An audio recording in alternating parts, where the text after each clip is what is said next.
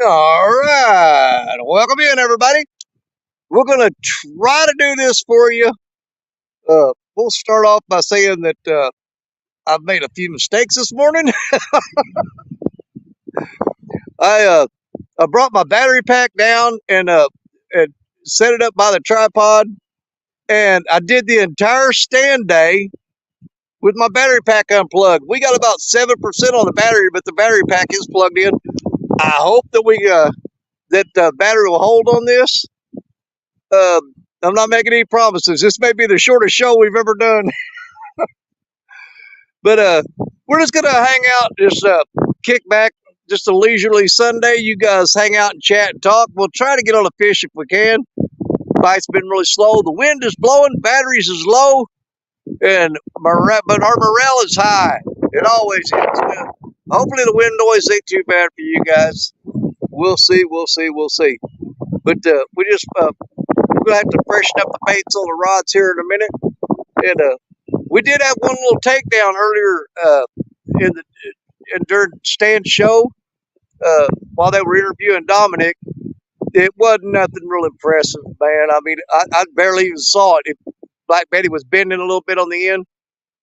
Definitely was not the wind. It was a takedown, but he didn't hook up. So that's either here nor there. Let's say hi to everybody in chat real quick. And then, I thought I quit bumping into you guys. I'm not slamming into the camera and stuff. See all we got here today. And we do have the link out to Jerry Parker. I see Cujo's in there. I think Cujo's out with Jerry today. I don't know. We may be able to get them up here with us today fishing. Jerry is on the confluence of the Mississippi and the Missouri, so he is in one of the most dangerous spots that we fish around here. So we're going to keep an eye out for Jerry and keep him safe in our thoughts, because that boy's crazy.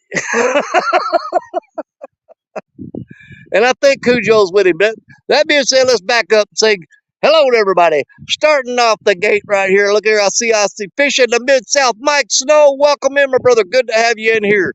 We're going to try to keep this show going. I've got 7% battery, so I'm not making any promises. If this thing ends, well, it is what it is. It's just meant to be.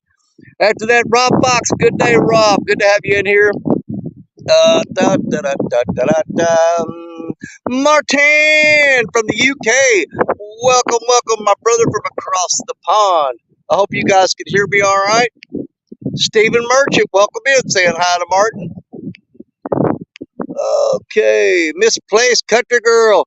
That girl been working in that garden so much, I'm surprised she has time to even come in here and say hi.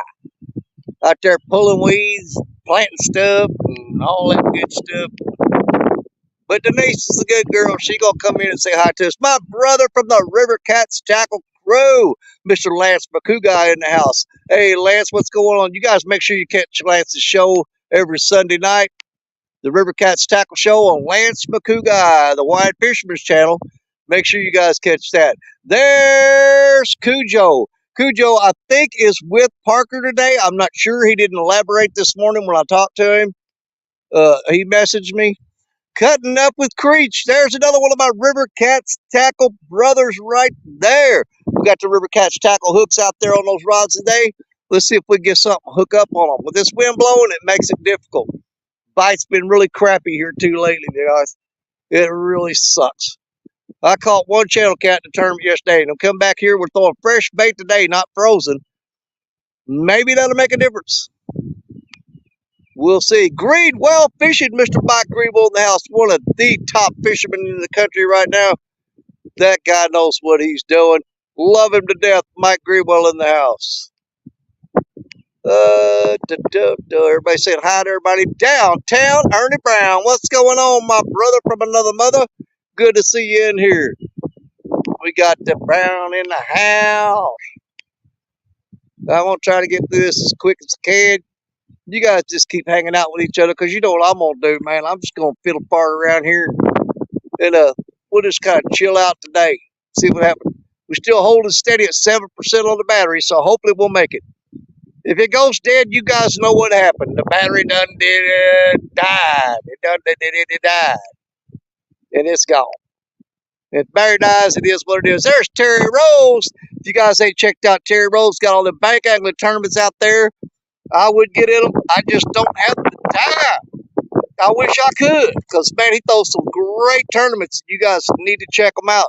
Terry Rose. Anthony J. all day. Man, you should have been down there to save Dominic yesterday. I know you would have thrown a hook out there and snatched it in his back and pulled him in. I guarantee with Nina's kayak crew. Hey, Nina, what's going on? Her and Freddie are traveling, I believe. I believe they are. Yep, listening and riding. They are traveling. They're on their way to do some damage somewhere. Got to get another bee box ready for the swarm. Man, I used to do that. You can have it. I don't want no part of them bees, man. Them things. I tell you what, if you don't know what you're doing, they'll light you up. But if you know what you're doing, you can handle the bees no problem. I'm not one of those people. I wind up pulling bee stingers out of me. I don't have that talent. Mike Irvin, welcome in. Good to see you. I get done saying, hey, everybody, we'll put brand new baits on there. There's double hook angling, Mr. David Lemon. David, look on the ground right there closest to us, right there. You got your, not there, hold on, right there. Right there. I can get my finger in the right spot. There's my double hook angling rod holders right there, baby. I love those things. They are amazing. Great rod holders. And because they have where you can set up different angles on those, you can stand up straight up this way or that way. We got the wind blowing pretty hard today, and those long rods, they just seem to pick up all that wind. You know what I'm saying?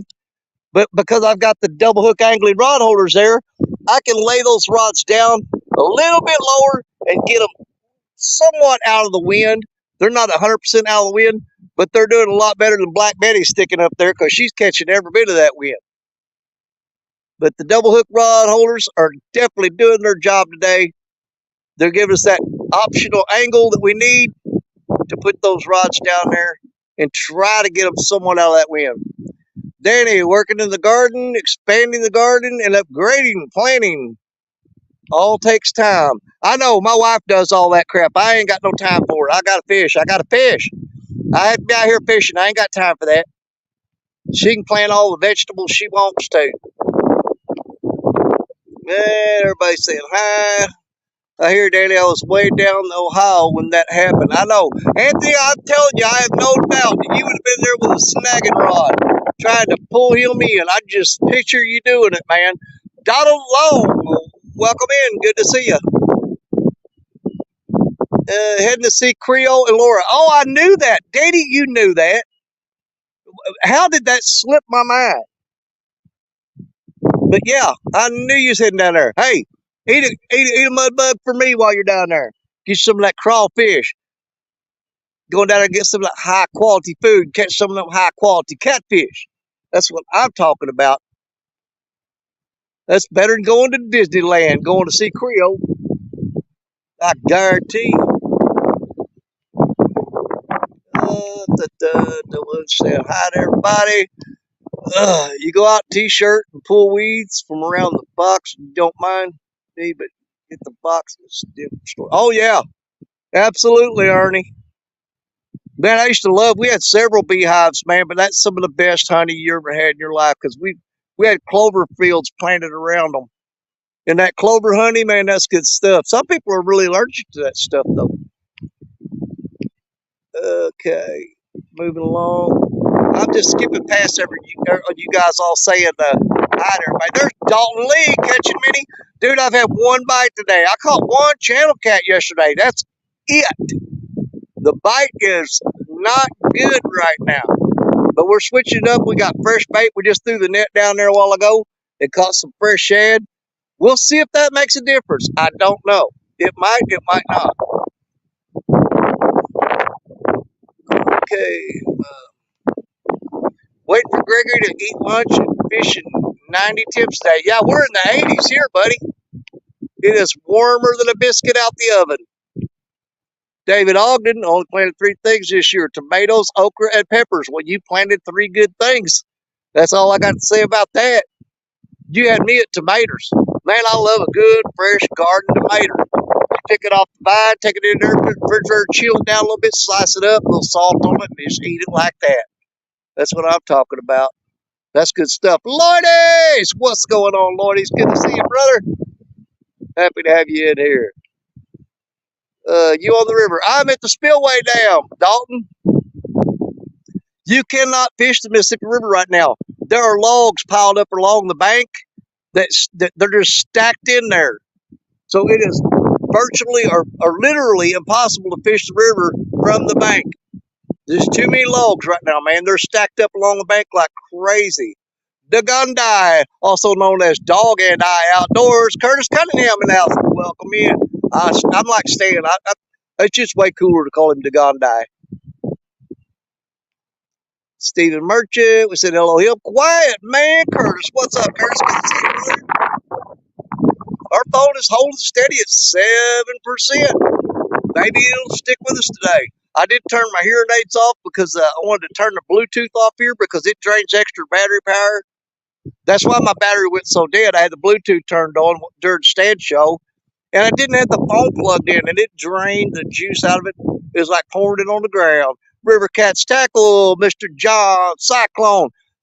That's our fearless leader from River Cats Tackle right there.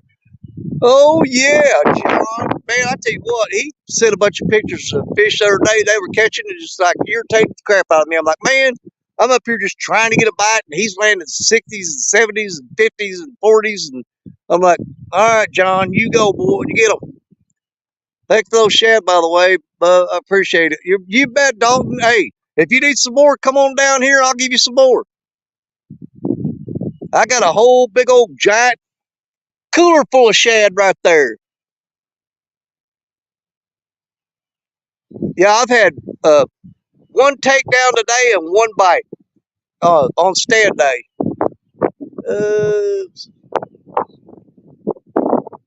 Double Hook, I think he's in Oklahoma. I think, if memory serves me correctly. I'm pretty sure Double Hook's in, Kansas. Same thing. Kansas, Oklahoma, same thing. Everybody saying hi. Mary Mercifer. How you doing, Mary? Good to see you in here, sis. Thank you for stopping in. Fishing and Cooking with Mike Chavez in the house, you guys. Now I'm hungry. I'm going to have to go out and get me a cream cheese Danish here in a minute. I got some in a cooler down there somewhere. Not the fish cooler, the other one. Every time I see Mike Chavez, for some reason, I think about food, and then I get hungry. I can sit there all day long and not be hungry. Mike Chavez pop in? Yeah, that's out the window. A list of stuff I'm growing, both veggies and fruity. Nice. Let's see. It's funnier, too. Yeah, I'm getting caught up there. Love the fresh tomatoes on the toast sandwich. Dude, hey, try this sometime, Terry. Get you a vine-ripened tomato and slice it up. Then make you a grilled cheese sandwich with sharp cheddar cheese, okay? Then open that sandwich up and slap that slice of tomato in there and close it back up and eat it. You'll thank me later, I promise you. A grilled cheese sandwich with a freshly sliced garden vine-ripened tomato on it. Grilled cheese and tomato sandwich, man. I'm telling you, you can't beat them. It's like a steak. Still saying hi. I'm trying to get down here. If I ever get to bottom of this, we're going to rebait these rods. I want to put fresh bait on these suckers. Mary said, hope you all are well. There's what to be expected. Dude, I'm getting sunburned. I ain't kidding you. My arms are red as a beet. I'm getting sunburned. You guys can hear that wheel going or not. Only 40 miles from Oklahoma. Well, okay. Well, it's the same thing, then. That's what I'm saying. Keep up with change. So, I'm almost to the bottom, I think. I'm getting close. Super Bob! I'm so tempted to drop a line in the water. Got me a nice blue at Thieves. Go listen and resting. restring a zip code. There you go. Yeah, we definitely put bait on those rods. 922 Crappie Barbecue. After the stream ended, I put 2 on the bank. Dude, that's just the way it goes, man. That's just part of it. Every time I ever listen to the live stream, well, not every time, but a lot of times, you get in the live stream and catch fish. I go back there and get them real quick. Let's see. So, man, Hillbilly Moonshiners, welcome in. Shirley T, what's going on, my sister? Blue banners and clouds just rolled over my head. Threw some shade on me. You got dark for a second. David Ogden, I was going to say tomato and mayo cheese sandwich don't need meat. It does not need meat, David Ogden. You are 100% correct. A tomato and cheese sandwich, a tomato and grilled cheese sandwich. Oh, man, I want one right now. This got me thinking about it. There's Jerry Parker, Parker Pursuits. He's up there fishing right now. Jerry, you got the link, buddy. If you want to come in, just pop on in. But where he's fishing at, y'all, the signal is just like in and out, super sketchy, because that's where the giant catfish are. Because anytime you got giant catfish, for some reason, they interfere with phone signal. I don't understand it either. Rebel River Cats, welcome in. Good to see you. Let's see. Am I anywhere near the bottom yet? I just don't know. There's been times I get aggravated, I just want to flip it and go. I need a drink. I'm talking so much. Dave Garcher, welcome in. Good to see you. Okay.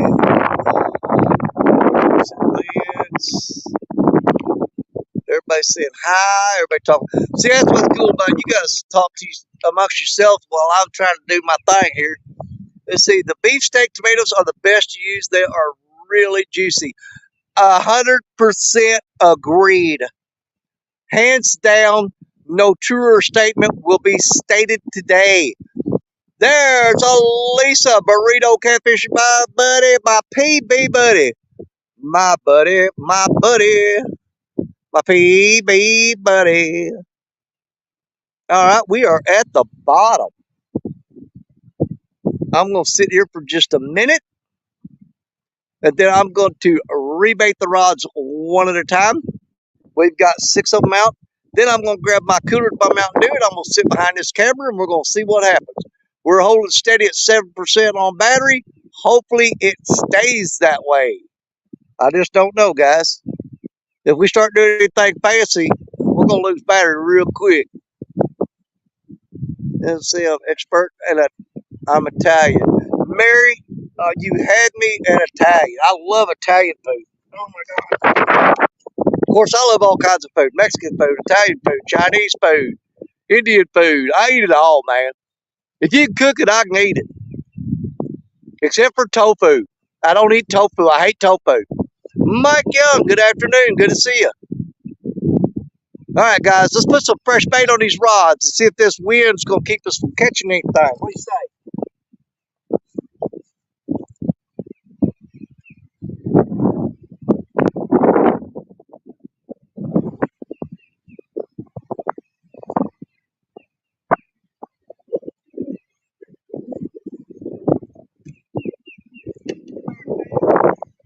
Let's start down on that. We'll start down there. Show you some of the bait we got today. We just got these a while ago. Got them on ice. We just caught these gizzard shad. We got a bunch of them. And I got some little bitty ones in there too that I got. Bag those up. So let's get to cutting. I think we'll use up some of these smaller ones first. Let's get a couple of them out here. Let's go with that one there.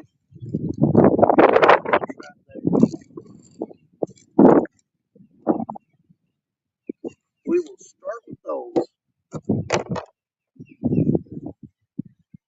Let's get some fresh bait on the rods.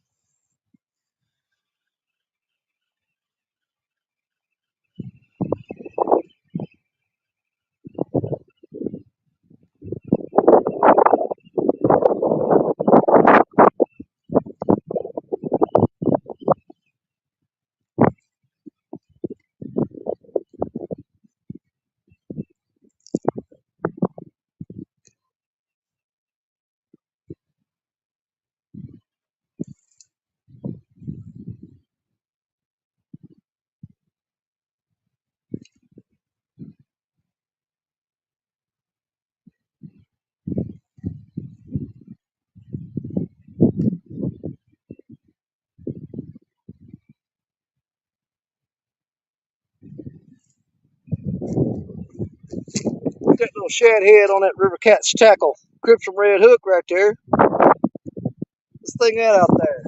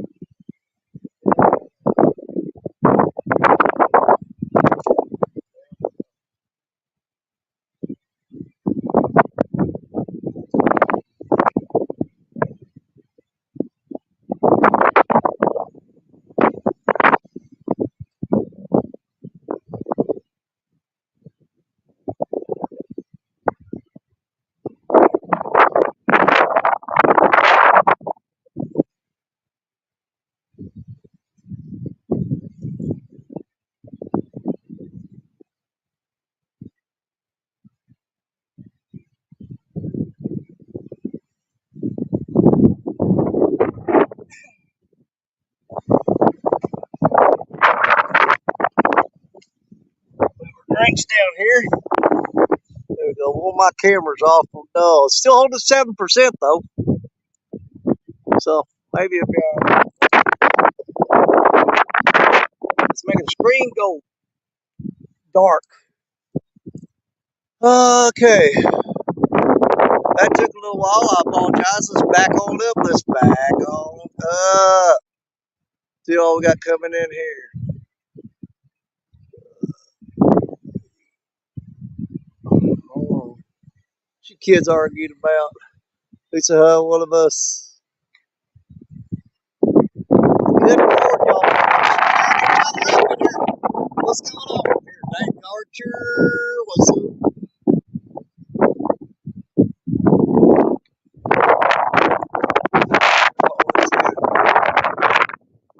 So, yep, Grandpa said it ain't windy underwater. I've heard that before. But it just makes it tough to see a bite, a small bite. You absolutely got to have a good fish that just slams that rod sometimes. You ain't notice that you got anything going on. And you have to have a takedown. You don't get none of that nibbling crap because you can't tell it this wind. Them rods are bouncing around in them rod holders like crazy. There's stand 3. Would be fun to see a thing comes in from the other side of the screen and land behind Daddy. Well, it's happened. It has happened.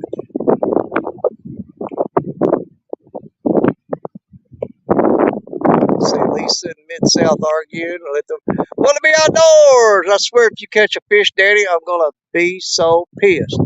Well, I had a good takedown a while ago, but I didn't catch him, so you can relax. Catfish regulators. Worms and 1 shell cracker.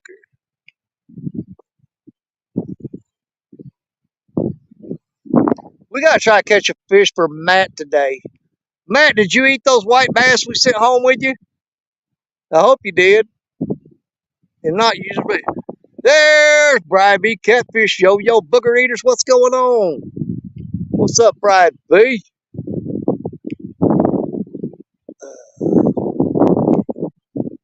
Now I'm going to try to get caught up here. It's where we fished yesterday, Lisa. If he catches fish, I'm cutting his line. You can't cut my lines. You're in Arkansas. You done went back home. Benoit fishing. What's going on, Benoit? That was one of the, you know what? I hated that Benoit didn't get the fish yesterday because I was really looking forward to jump into the tournament. Oh, our battery dropped to 6%. That ain't good, y'all. Piggy Piddles, welcome in, Piggy. The Weekend Angler, Josh Dunnigan in the house, ladies and gentlemen. Man, I don't know how long this live stream's going to be. My battery's going dead.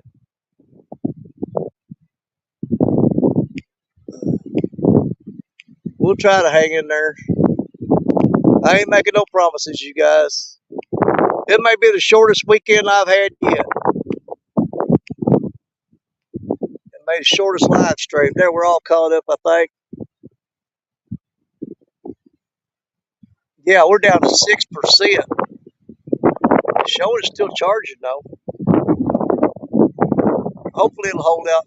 I screwed up. I went through all of stand day and didn't have the charger plugged in, and I had my hearing aids Bluetooth to the phone, so it pulled out 3 times as much battery power as it normally does, and so my batteries just almost went dead because I forgot to plug the charger in.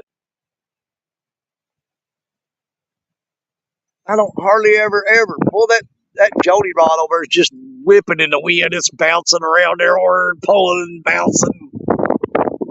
That's the one. The Jody rod didn't have no bait on it when we reeled it up. Something got the bait off of there.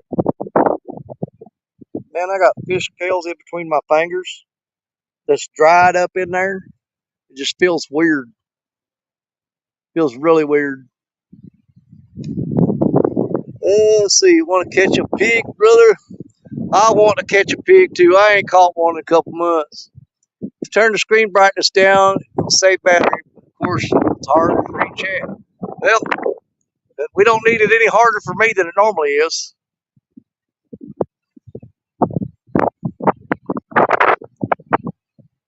And hopefully we'll get something going there. Hold on. What Brian say? What did Brian say? Oh, turn your brightness down on your phone. If I do, I can't see y'all. Skipjack Cindy. What's up, Cindy? Yeah, we're holding it 6%.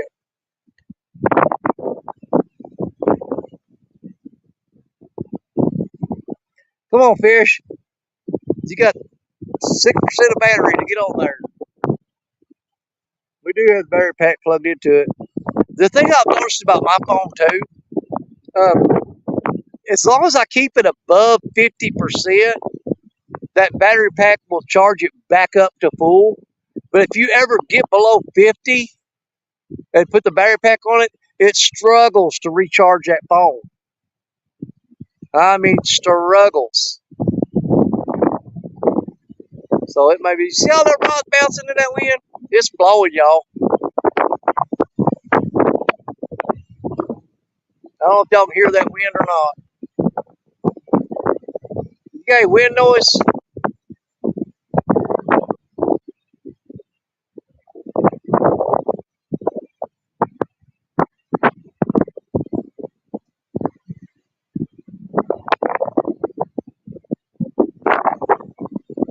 No, man, I've got 2 fully charged battery packs. I forgot to plug them in. I'll let the phone get low.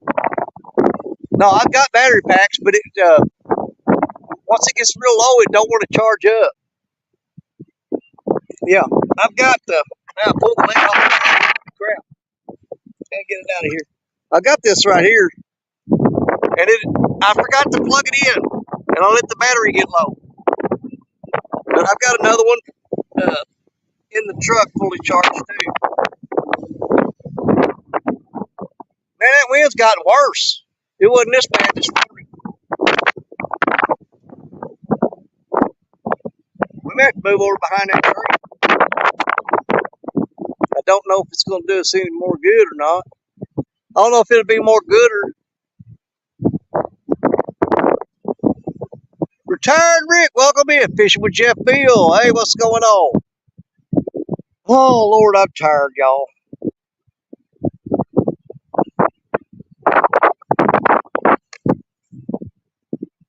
I was really debating on... I came real close to just bailing out on this today and going home. It's windy here too. That's why I'm not out fishing. Yeah, well,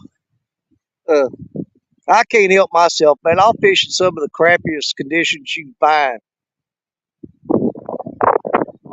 I mean, you can't see the little bites, you know. If you get a little peck on there or something, the battery pipe will start charging your phone. All right, how do I turn my brightness down? All right, hang on. I may screw something up. Let me go see if I can do this.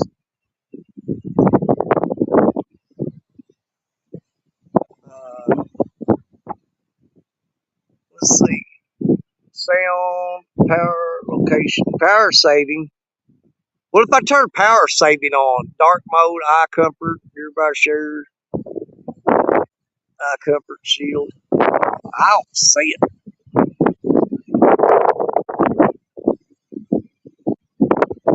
I don't know what power saving does. Oh, well, screw it. Let's just ride with it and see what happens. We're holding steady at 6%. Maybe we'll be all right.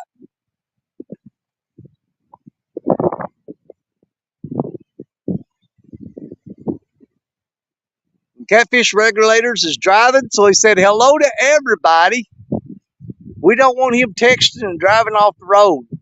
Everybody says hi right back at you, Aaron. Let's see. After dinner, depending on the wind direction, we'll find somewhere. Power saving shuts down certain apps. Probably the one I'm using too, so I'm not going to do that. Jack down from the top. Phone brightness is there. I know I just did that, but I didn't see phone brightness. I didn't see phone brightness on there. Oh, wait, yeah, dude. God, I'm stupid. God, that's dark. All right, I turned it down. Thank y'all. It was down at the bottom of the screen. I couldn't see it, but it just makes it. It turned the brightness down, but I can still see y'all a little bit. Yours stays on power saving.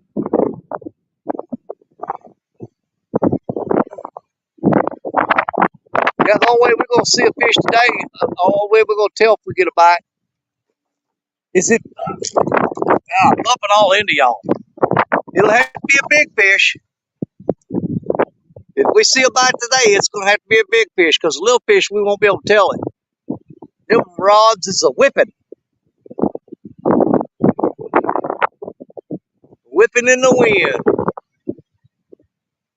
I ain't comfortable with that right there. Let me turn that.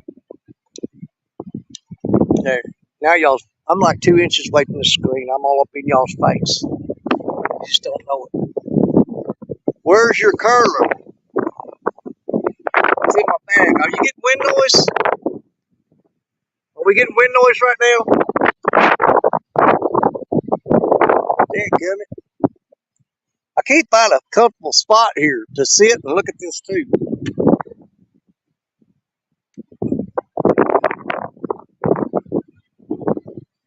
Oh, we are getting wind noise.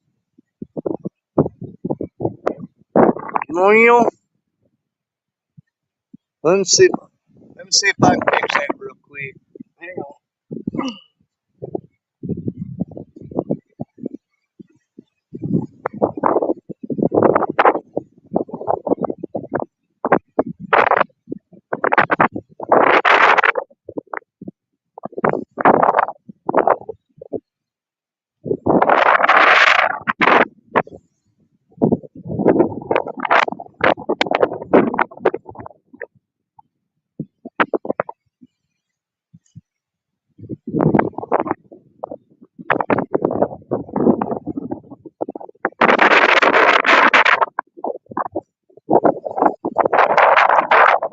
I don't know if this will help or not. We'll try it.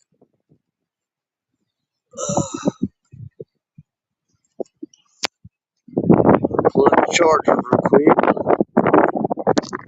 Plug it back in.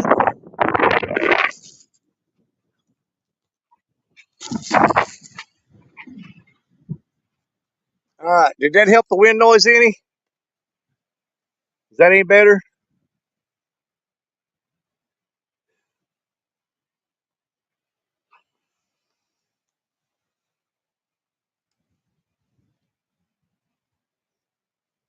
Okay, there you go. I put the old foam curler on her.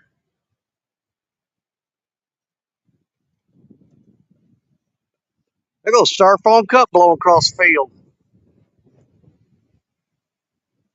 Good Lord.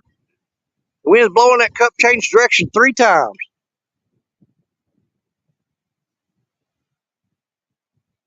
Yeah, has Rudd taken out his new boat yet?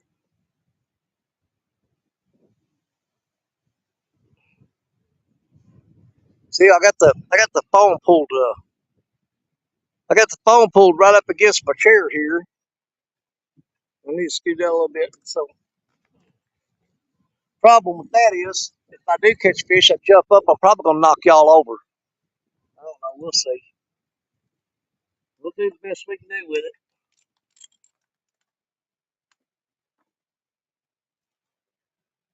I don't know how well y'all can see them rods. They're just bouncing in the wind like crazy. I mean, bouncing.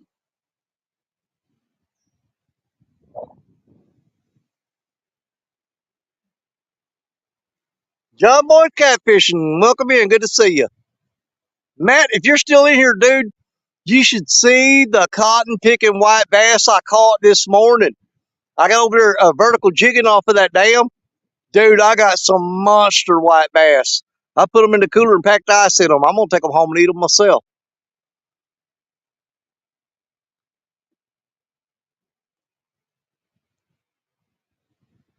Go home, make me a fish taco. Y'all,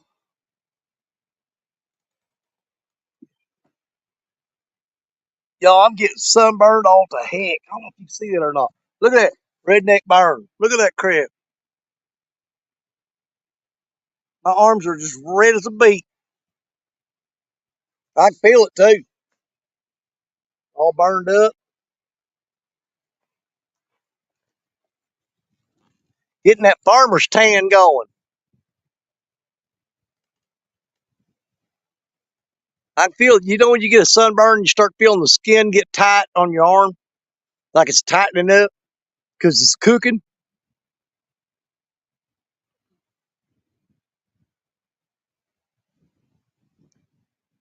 There, Rowdy Roll. Did I say hi to Rowdy Roll? I don't think I did. Well, howdy, Rowdy.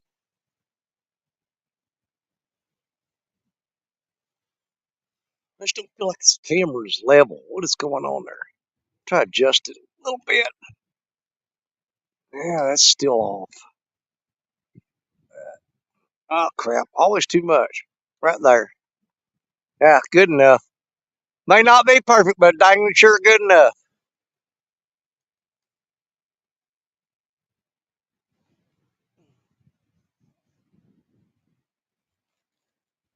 Y'all talk about yourself. I ain't had my breakfast yet. I'm going to head on eat that cherry cheese Danish real quick while y'all's talking. We're just going to sit here and chill out anyway. Man, if that wind to stop, it'd be a wonderful day, you know it? And the fish to start biting. We need the wind to stop and the fish to start. It'd be perfect. Yeah, got my first bite of the day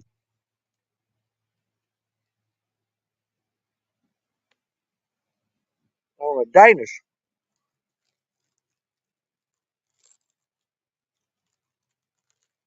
You know, you lay them things in the sun and let the sun warm them up, and they are so good.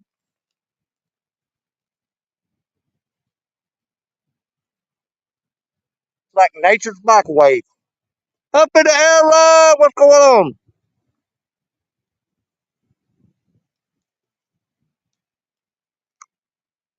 Fishing in the hard wind is not easy. I hate it. But, you know, I'll still give it the old college try. You know what I'm saying?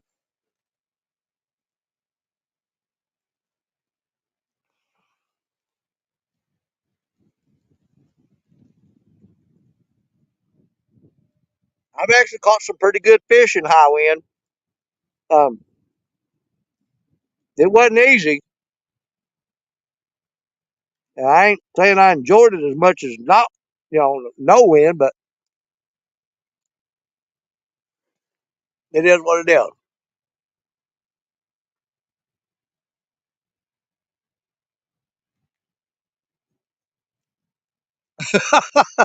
He trying to get spotlight motors to fight. That boy, I tell you what.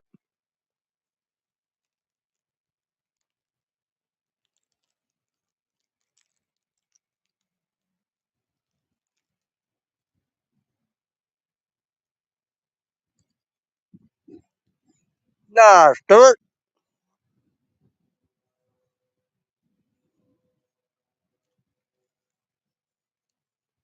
Now we turned that brightness down and the phone went from 6% to 7%.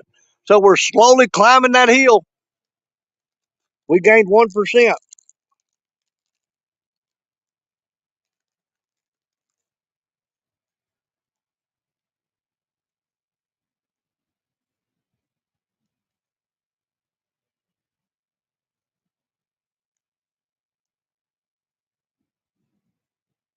Man, get this crap all over me.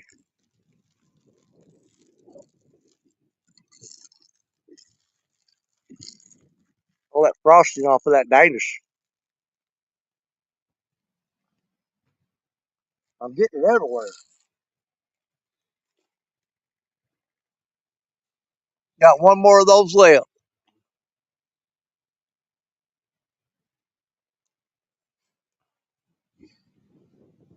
Ugh.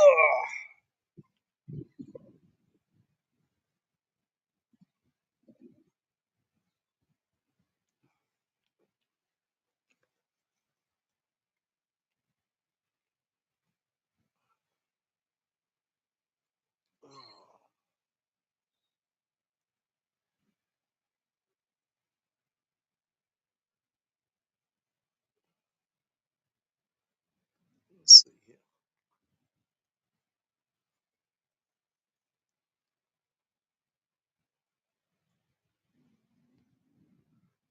Oh, Lisa and them getting a new boat? Nice.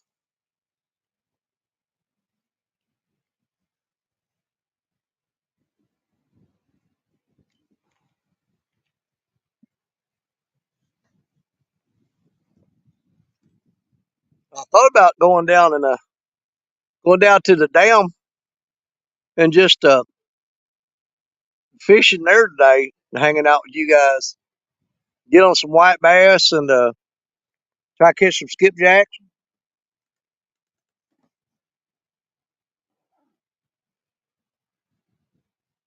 There wasn't nobody down there, but now there's a couple trucks pulled up, so they're down there fishing.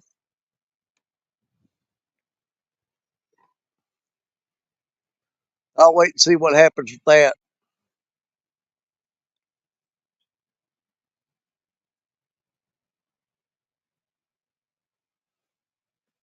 Oh, that one right over. It looked like I got some slack in it. I don't know. We'll see. Oh, hold on there. Oh, still there? Man, he pulled the crap out of that.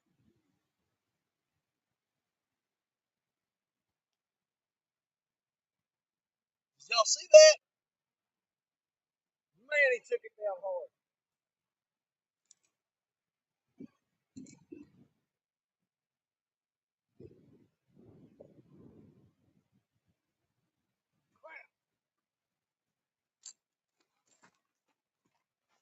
I don't know if y'all saw that or not. Black Betty just went woo. He hit that rod hard, but it didn't hook up. He didn't hook up. That gummit. That was a good hit. Even in the wind, there was no problem telling that was a fish.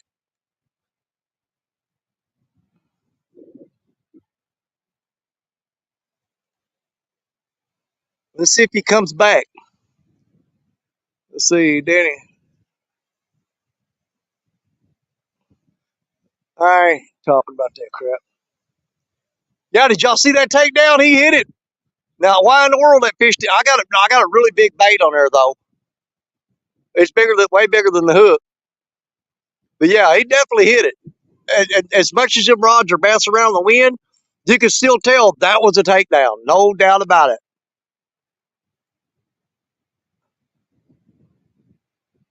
He probably just had to hold the bait though, and not the hook.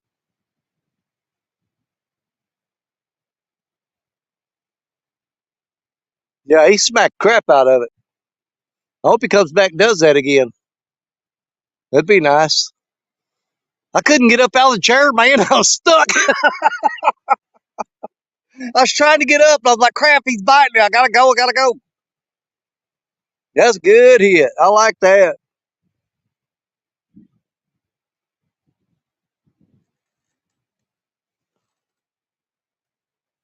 And he's pulled it down and hold it down and not let it go though.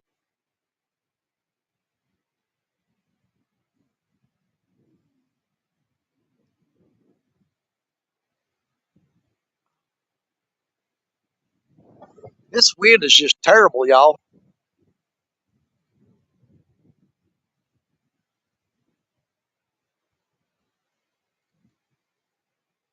But like I said, if you get a good fish, yeah, that Danish, I ate that thing, got fat, couldn't get on a chair. I was sitting there licking the damn icing off my face and looked up and the rod was going off. But yeah, even with those rods bouncing around the wind, when you get a fish, it pulls. You can tell the difference. I mean, you can tell the difference. It looks totally different when a fish is pulling versus the wind blowing it. Especially whenever they pull the rod toward the wind. You know what I'm saying? And he pulled that rod right into the wind. There was wind blowing. He still pulled it down there. It didn't hook up. Dadgummit. He's still out there somewhere. We'll let that bait sit, see if he comes back, picks it back up.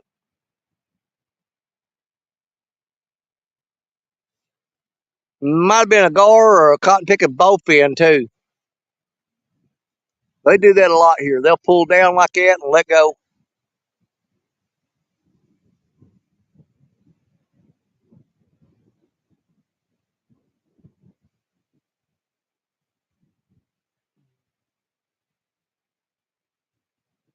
Mm-hmm.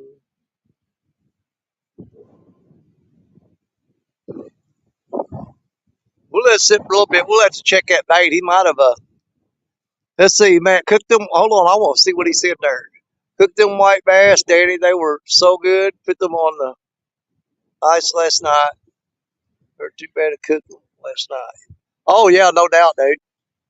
Yeah, I caught me a couple of them this morning. I'm taking home. Hey Matt, you want to see the white bass? I'm gonna show you one of them.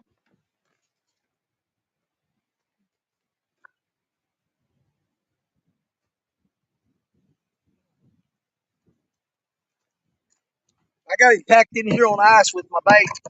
But I went over there jigging off of that dam again. Straight down jigging. Got that one right there. Slimy.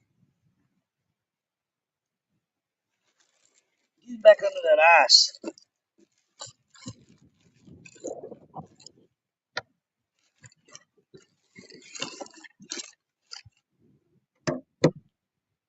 I'm gonna eat that one tonight.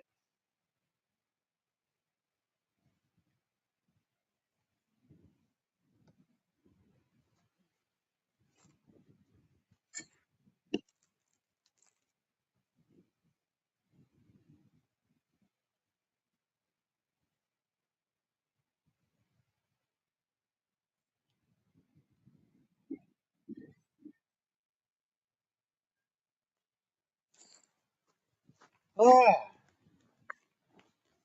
Yeah, I got three of them about that big.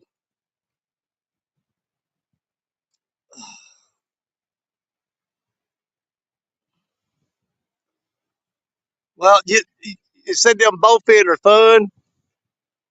You said that. Ben, I hate them things. I mean, if I catch them, I turn them loose. I don't hurt them.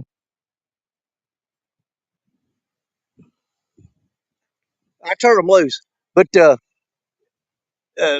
once it starts warming up, those bowfin move up into here, into this little channel right here, and they get real thick in here. Plus, when the bowfin move up, the gar move up in here too. And them gar make it where you just don't even want fish here. There's a dadgum many of them. You just don't want fish here anymore. Did he say white bass or white bleed? I said bass. White bass. Yeah, I got a few of them in that cooler. I'm gonna take them home and flay them out, cut the mud line off of them, that red meat off of them, and I'm probably just gonna take mine and put some butter in a skillet and put some kind of seasoning on them, and Just kind of quick cook them and saute them like that, and then throw them on like a tortilla or something.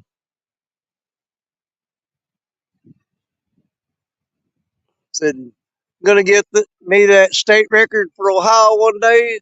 We get some big ones. Well, get after it, girl.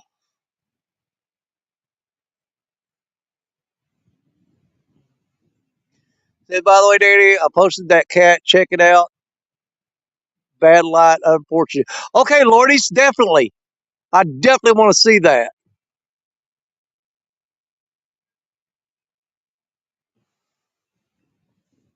Yeah, absolutely. Lordy's caught him a Wells catfish. So y'all need to go check that out.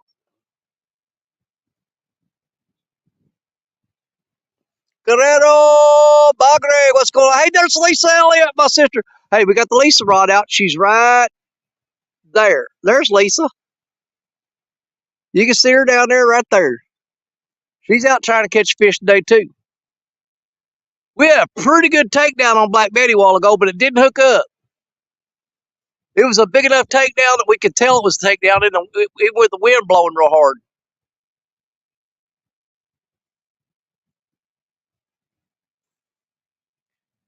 Yeah, I got a pretty good sized piece of bait on Black Betty, the Jody rod, and the Lisa rod.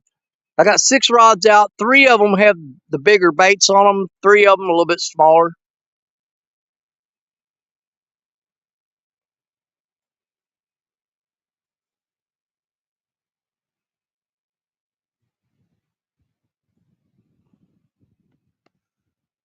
Oh, yeah, we got 53 people watching on YouTube and 7 on Facebook. Thank y'all. Appreciate you. Holy crap, there's y'all can't see it, but the moon is right there. The moon is out middle of the cotton picking day. There it is. Just happened to look up past Black Betty and saw the moon.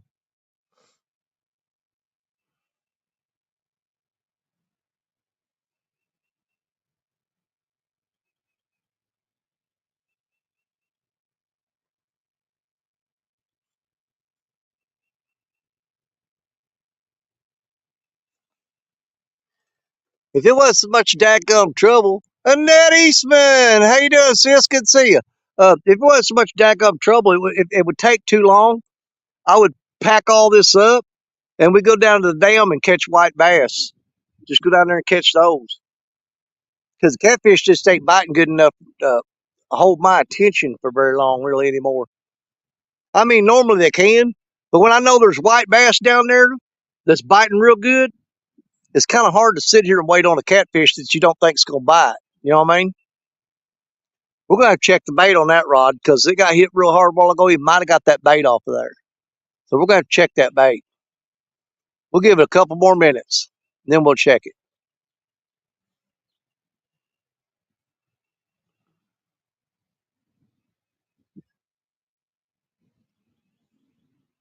Hey, our phone's up to 9%, you guys.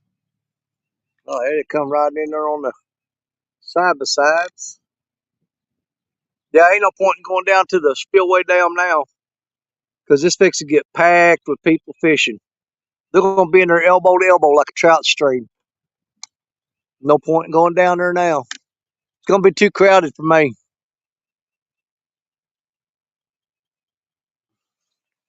Yeah, it's going to get too crowded for me down there.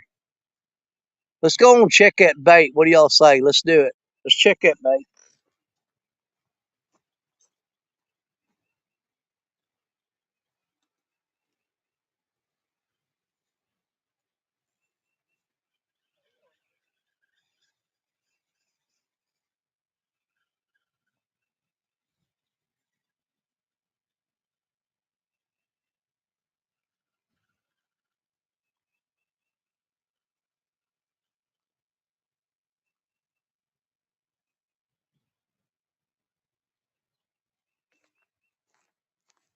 Guess why that fish didn't hook up? Look at that. That's why he didn't hook up when he pulled down real hard. That hook got back into the bait like that. Yeah, gummit, that's twice that's happened. I'm gonna start hooking these different. I'm gonna hook it a little different. Let's rig it up again. That's twice on Black Betty that I've had the hook get back into the piece of bait and the rod pull down like that and not hook up. Now that's not the rod's fault. It's not the hook's fault. I just gotta make sure when I put that bait on there, bye fly, that I hook it to where that don't happen.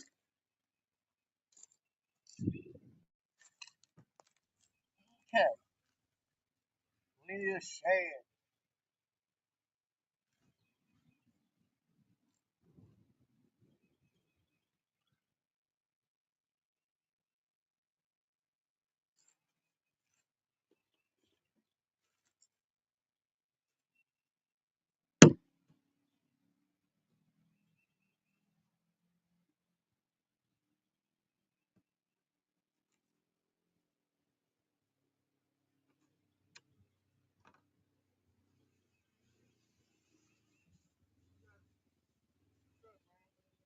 Making a video? Yeah. Hey, you been having any luck? Oh, no, I caught one tail cat yesterday, and I had one bite today. Big Jack Chad. I was gonna try down on that bridge down there. Yeah, I did good spot. I've been having luck where empty out in the river like that. Yeah. Real deep. Oh yeah. I've been having real good days down there. All right, man. Well, good luck, partner. We'll see. Stretched out, buddy. Yeah, you gotta be stretched out. If they were gonna pay, you know. You know it. All right.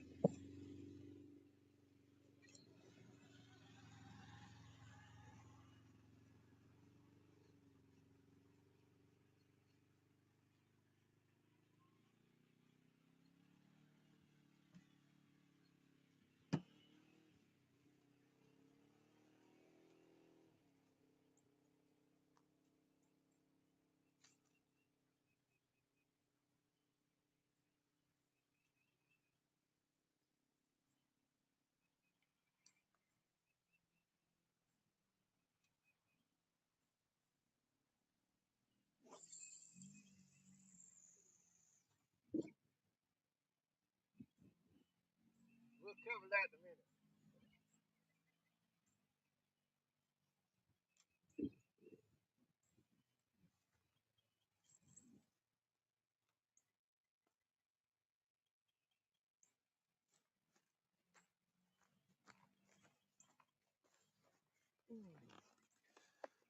Yeah, it's actually, I don't know if y'all saw him ride down here on that side by side.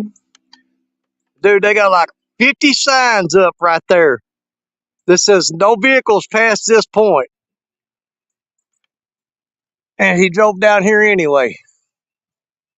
You're not supposed to have a vehicle in this field at all. Conservation. It's a food plot that they got planted for the deer and the turkeys and stuff. And I see people drive down here, but there's a white sign there, there, there, there on every corner. It said you're not allowed to drive a motorized vehicle on that property.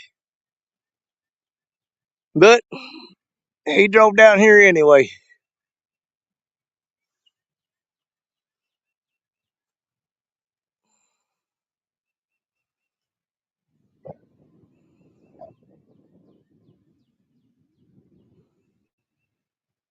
Yep, we figured out why we missed that hookup a while ago, though. If y'all could see it, that hook was buried up into that shad head where he couldn't get hooked up on it. Man, I hate that. You sit here for hours and hours and hours, get a big takedown, reel it up, and the hook is buried up in the bait. That's happened to me twice in the past week. Extremely irritating. No, we got 900 feet of slack in some of those rods. We're gonna have to reel that up a little bit.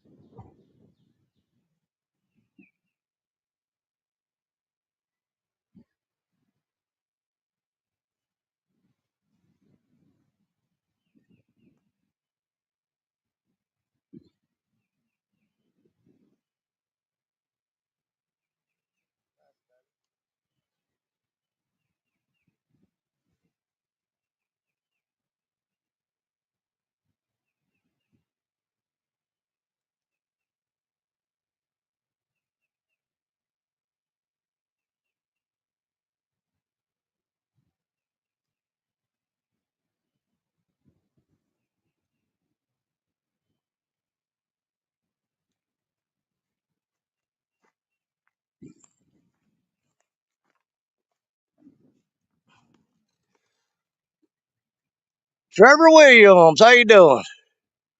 You know, it's amazing to me. I mean, now I live in a fairly rural area. There's a lot of country folk around here. You know what I'm saying? Bunch of country folk, but it never fails. I'm down here fishing, and I'm using cut skipjack, cut shad, and you know, stuff live bluegills, stuff like that, and it never fails. These people roll up on me, and they all say the same thing. Well, you don't know how to fish. You need to, man, if you want to catch the fish, you need to get some stink bait out there. Get you some of that dip bait and that punch bait. He said, man, you catch some giant catfish on that stink bait. I said, really? I said, you get some big old catfish on that stink bait? He goes, yeah, man. He said, I caught some 5-pounders out here the other day. I said, get on out of here with that bull crap. I ain't trying to catch no 5-pounder. I said, you think that's a giant fish? Take your stink bait and walk on down the bank, brother. I appreciate the advice, but no thank you. They always say, you ain't catching nothing because you ain't using no stink bait. Man, you'd have 20 or 30 fish on the bank if you was using stink bait. I ain't looking for 3 or 4 or 5-pounders. I'll take them if they bite, but I ain't hunting for them. But it never fails. Everybody wants to tell you how to fish. Come down here with that stink bait bull crap. Keep on going. I don't want to hear that crap. I appreciate your advice, but we ain't chasing little ones. We catch them if we can. If they bite, we'll catch them. But I ain't hunting for little ones. And a 5-pounder ain't no monster.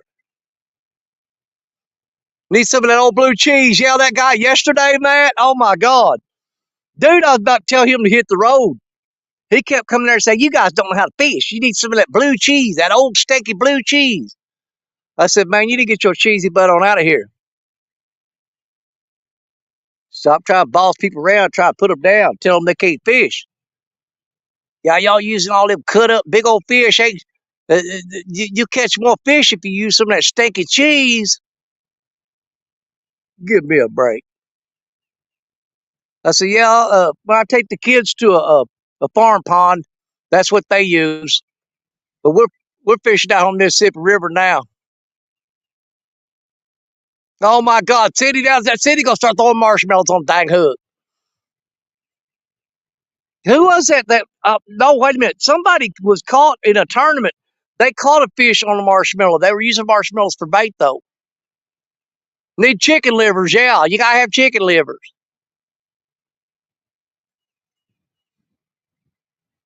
You know, get on out of here with that mess. If I'm fishing for little bitty fish, I will use your stink bait. I will use your chicken liver. I will use your worms. But don't come rolling up on me trying to be all superior.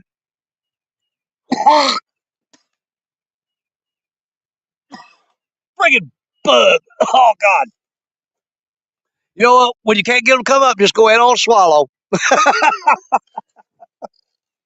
You can spit. Oh, my God. He's stuck in my throat. He's kicking. I can feel him in there. I'm going to get some. I got to drink Mountain Dew.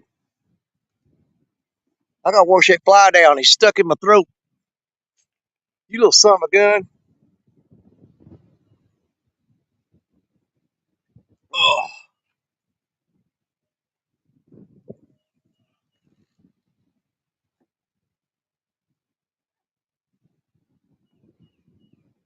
man.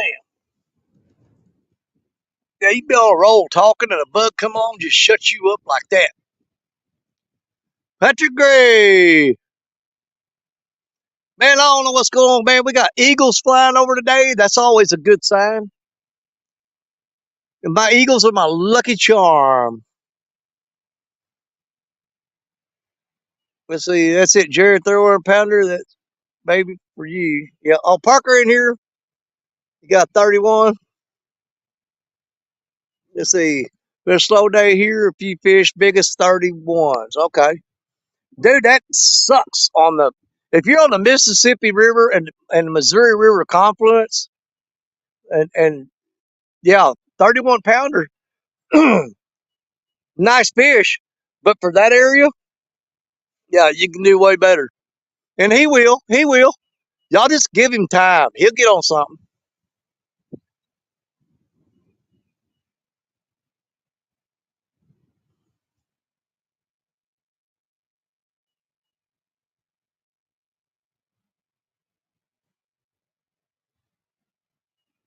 We got that bait hooked a little bit different this time.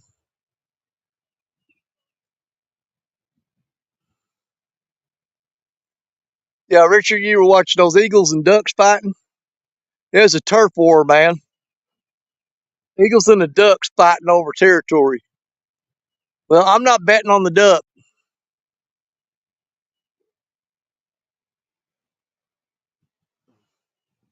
Now, where Parker's at right now, he ought to be able to get on something big today.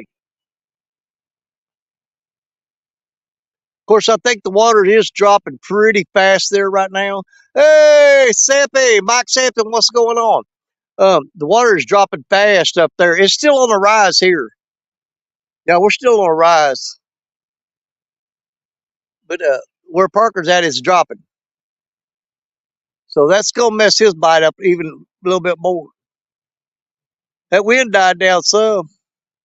Hey, we're up to 12% on the battery. Thank you guys for that tip on turning the brightness down. That worked perfectly.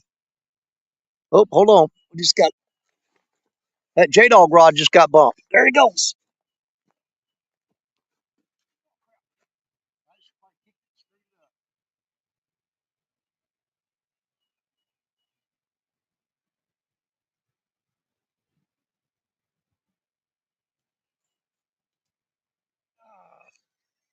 I reeled down on him. He wasn't there.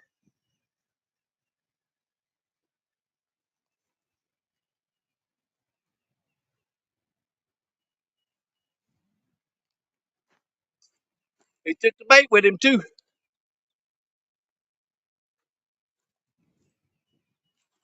Man, there's ants all over that. Yeah, he hit that J Dog rod.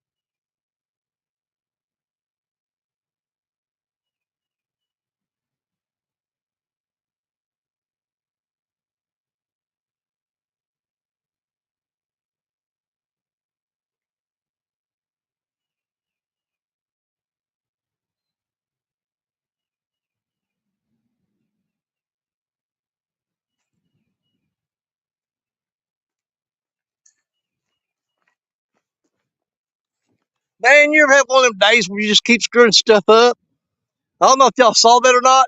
That the J Dog rod was getting hit. I'm gonna pull them weeds down where y'all can see that better. They're in the way. But I took off running over there and I kicked the handle and it wiggled that rod and I tightened the slack up and I felt him tapping on it and I reeled down on him and missed him. But I kicked the dadgum rod when I ran over there. So strike one. The hook got back into the bait and caused it not to hook up.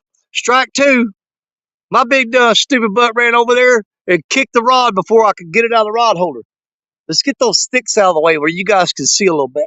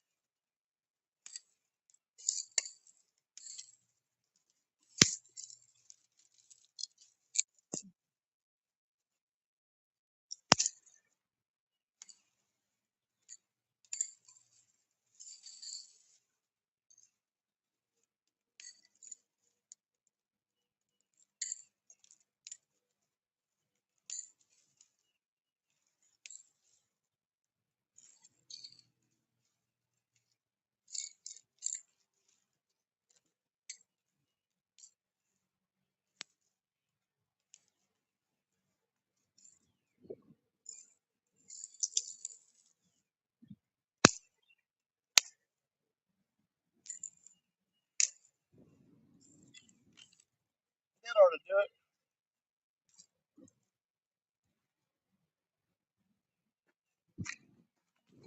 Let me see.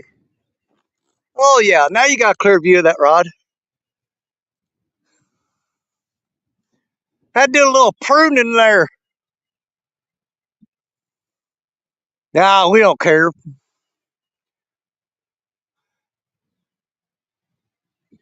If you hooked every fish that bit, there wouldn't be no challenge to it. Yes, those ants are everywhere, dude. They come out with that cotton picker weed eater and just tear this crap up. Yeah, you can see that rod much better now. Got them weeds out of the way. Yeah, but he was hitting it pretty good too.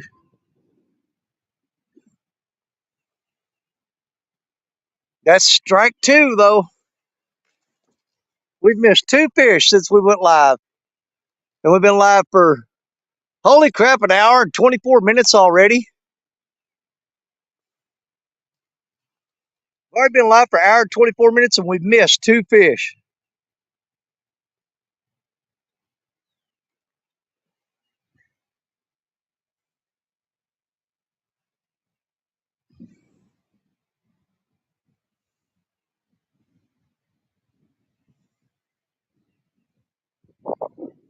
"50 people watching, that's right."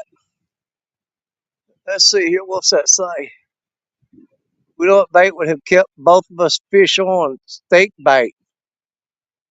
Yeah. That kind of, yeah, it would have been little bitty fish too.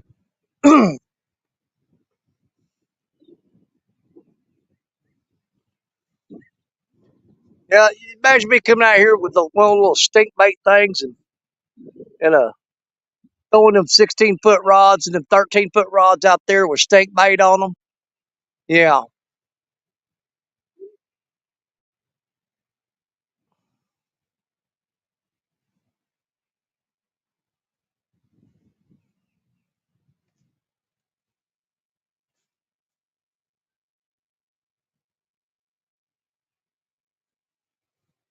See, everybody else been coming down here right before dark and catching the crap out of them. Chitlins and night crawlers. Well, that ain't a bad idea. Yeah, and put them little bitty old treble hooks in those catfish's mouths. Man, that's just what does way too much damage, dude. I ain't trying to throw no treble hook in a catfish's mouth. Try and tear them up like that. Because if they get it down there deep, catfishing crappie, Mark, what's going on, dude? I've got 2 strikes on me already. Black Betty got a big hit while ago, and the hook got buried back up into the bait, the skipjack head or shad head. Hey, shad head on there, and the hook turned and got stuck back up into the bait. And then the J Dog rod, that white one right there, it was getting pulled down, and I ran over there and I tripped and kicked the rod, and I missed that one too. So I've missed 2 fish this morning. Pretty much on 2 bites I had. I had a bite during stand day, but he just basically just pulled down on it and let go. Just loaded up the bait tank finally now, and I'm making bread at home. Oh, dude, that bread sounds good. Dude, when I'm real hungry, I can just eat bread too. If it's homemade, I ain't eating no bread. I mean, I can't go to the grocery store and grab a loaf of bread and start eating it. But you talk about fresh baked bread, you pull it out of the oven and you let it cool just a little bit. I didn't say let it cool off all the way. I want it still just a little bit warm. You slice that bread up and you smear some real butter on there. I ain't talking about none of that margarine crap. I'm talking about real butter. And I don't want that unsalted junk neither. To hell with my cholesterol and my whatever sodium levels. If I get a fresh baked slice of bread, I want real salted butter spread on there, on that bread. And dude, I'll eat that like it's a T-bone steak.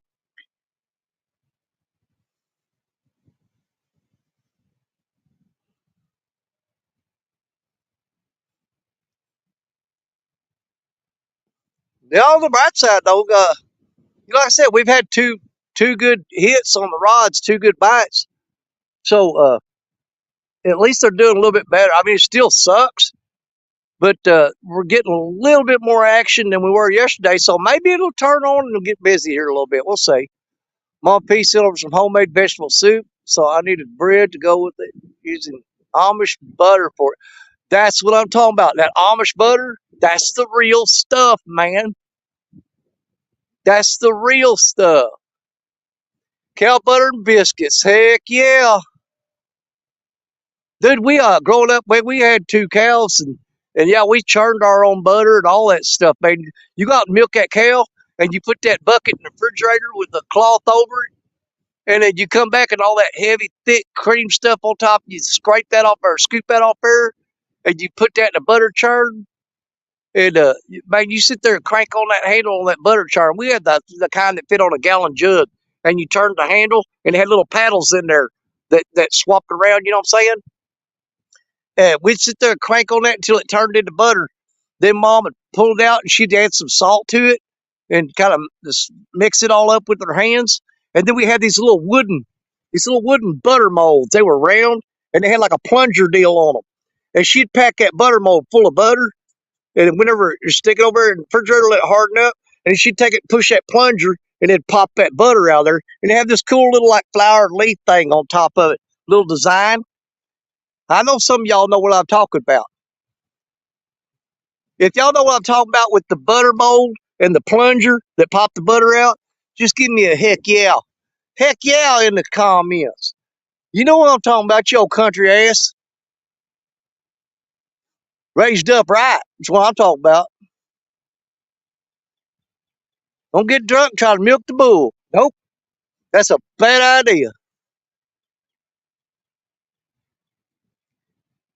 Fresh butter, slice of mater and onion.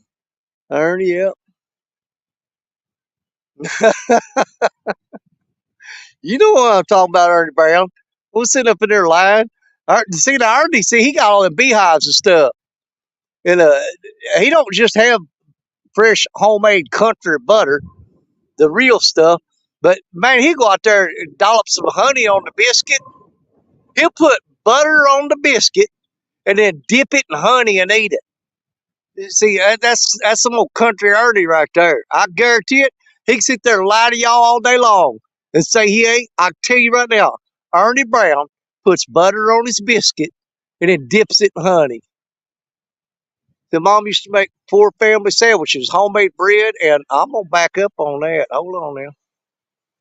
Homemade bread, banana pepper sandwiches when I was a kid. Ooh, I don't know about that, man. That's some more poor than I want to be. I don't like the banana peppers, man. My wife Stacia loves banana peppers. I hate them. Oh my God, what have I started? You always start something, Mark, but don't worry about it. It's a good thing. It's a good thing. Let me take that. Hold on, where did that go? Oh, you got to tap it twice, Danny, you dumbass. Okay, there we go. We're watching the rods bounce in the wind, and we wait for them to bend down, and when we know it's a catfish.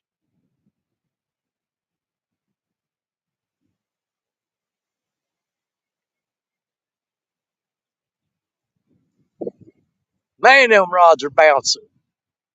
Good Lord. That wind's just giving me all kinds of trouble. It is what it is, though. You're all right. I need to move that cooler in the shade where my ice won't melt so fast.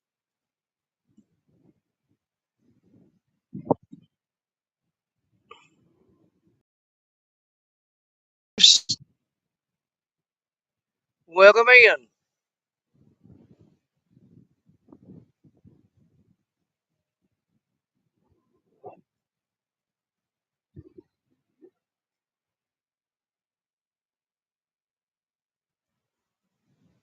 You say hot honey on pepperoni pizza? Mark, is that one of them northern things?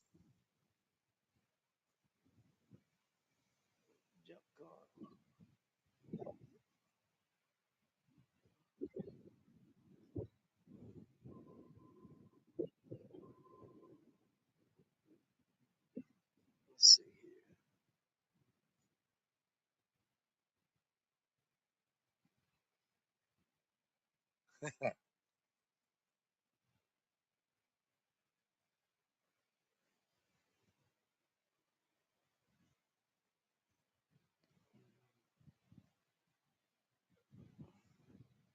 Hold on, what Mary say there? Mary said, buddy, I made homemade biscuits with butter and marmalade last night. My husband went nuts. Said it was the best biscuits he has ever eaten. And you know what? He's probably right.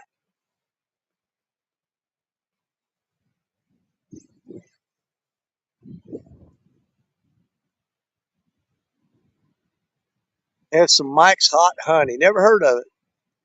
Bruce, yeah, we just missed two fish a while ago. We had a takedown earlier, and we didn't get that one, and then had another bite, and I missed that one too. I'm just having crappy luck today. I've had two bites since we started this live, and I freaking missed both of them. Everybody's gonna have. We need to have a bread baking show tonight. Mike Chavez is gonna bake bread at home on YouTube tonight, and everybody's gonna follow along. Hey, there's thought. We'll have Mike Chavez do a live show, and what he'll do is before he does a show, like the week before, we can put out a list of ingredients, and everybody's got to go and buy the stuff they need to make that bread. You know what I'm saying?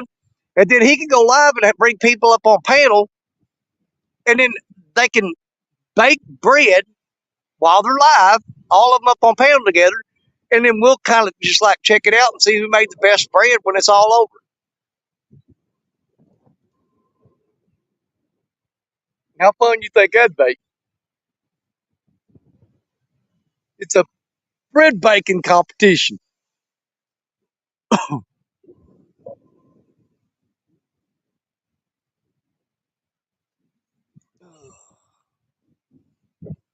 Man, I got eagles flying all around me for good luck, so man, I don't know what's going on.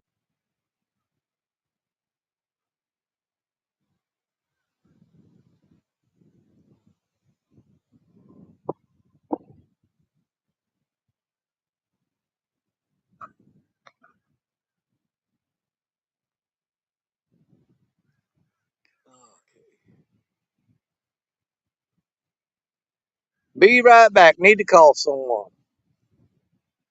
Ghostbusters. Buck Williams, what's going on, bro? With everything seasoning in it for the win. Yes, absolutely. I'll watch a bread baking competition. It's hosted by Mike Chavez. I'd watch it in a minute. Catfish Dog. What's up, Tim? I'm telling you, man, I'd watch it. If you had Mike Chavez put out a thing telling everybody that a week before, hey, they're damn river boys. And so it'd be more fun if you gave Mike a list of ingredients that he has to make bread with. Hey, damn river boys, look at the screen. Look at the screen. Look real close. Keep looking. Keep looking. Up here, baby. Oh, oh yeah. Okay. It's bigger on me.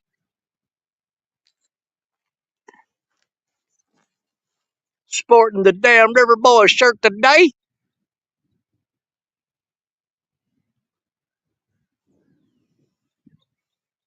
Man, I wiped all them piss ants off top of that cooler a while ago and my hands stank. Oh my God.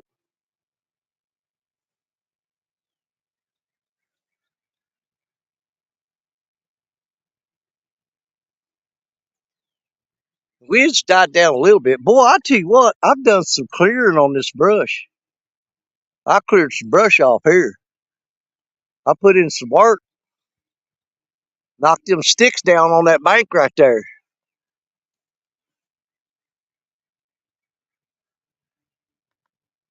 Now I think them catfish could see me though. I was hiding behind them sticks and they couldn't see me, but now they can see me.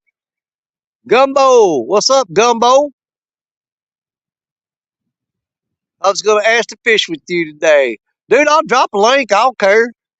Matter of fact, I sent a link to Jerry Parker. There's 60 people in here. Let's see here. I'll drop a link. Anybody want to come up? I don't care. Come on up here. Copied. Or let's come. Yep. Paste. There you go. There's a link if anybody wants to come hang out. Whether you fishing or not, I don't care. Come on up. Let's just hang out on Sunday afternoon. So, okay, there. Thanks. I gave a thumbs up. Thank you, Gumbo. Appreciate it. Thank you very much. How long am I going to fish? Man, I'll never know till I just don't feel like fishing no more. Usually it takes a while. But I'll stay for a little bit. Our battery went from 6%, it's up to 15 now. I ain't no hurry though. But if somebody else is wanting to go live and stuff like that, um, man, I'll beat fate and get on out of here. But if ain't nobody else live, man, I'll hang around so you guys got a place to stick out and chat and do whatever you want. Of course, if somebody else wants to go live, I'm fine with that. You guys can run over there, or you can bounce back and forth, or you can stay here. Hey, it's America. Do what you want to do. You know what I'm saying? Let's see. It took a mess working in the never-ending garden. That took a minute. Wait a minute here. Back the hill up. Yeah, it took a mess from working in the never-ending garden work. Okay. Got you on TV in the garage. Gonna step out and chat for a bit. All right then, Maddie.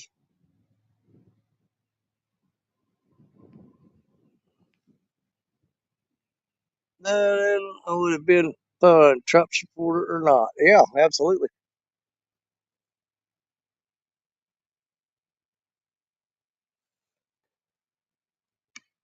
Yeah.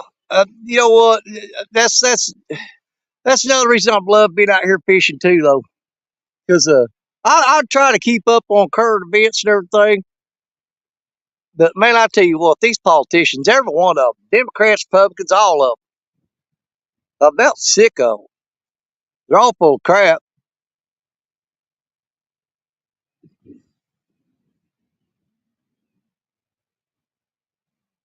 Matt's leaving chat now. We can talk about him. We could talk about him before. He don't care.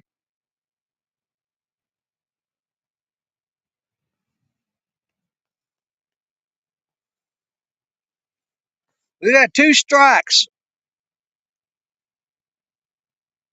We need some redemption fish here. You know, I'm a firm believer. If you leave a bait out there long enough, eventually something's going to eat it.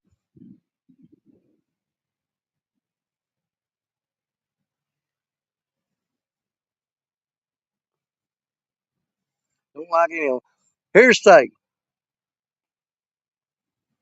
I ain't never seen or met a politician that I liked. Not really.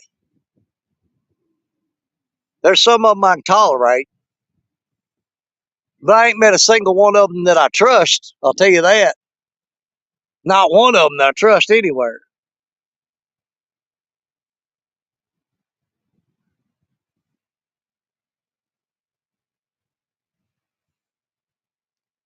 I just had very little, I, you know, people that make their entire living off of telling you what the hell you want to hear, whether they're going to do it or not.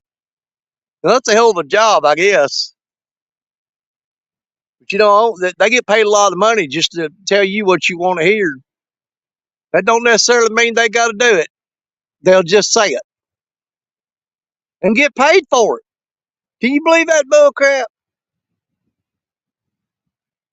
That's why I don't trust none of them.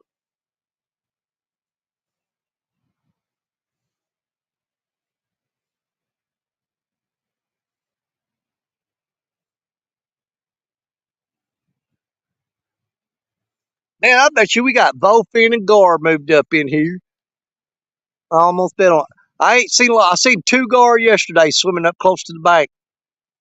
But that's pretty much the ones I've seen out here mainly.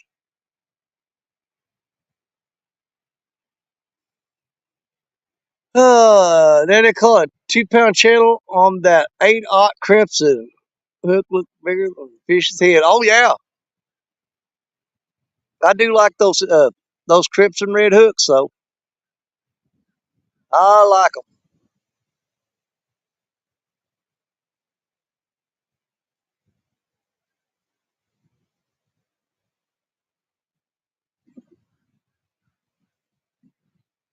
A bunch of folks been driving over here. Uh, they come over here to go fishing. When they get out of the truck, see how windy it is, they turn around and go back home. I've seen several trucks pull the parking lot. They got out and looked around and then turned around, got back in the truck and left.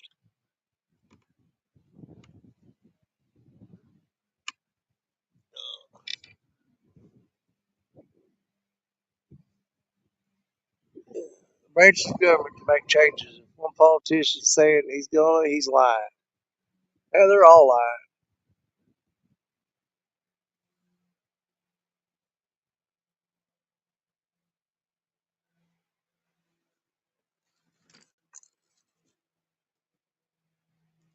What gets me is how they're always voting themselves a raise, even though if they ain't got nothing done. Josh Thompson, what's up?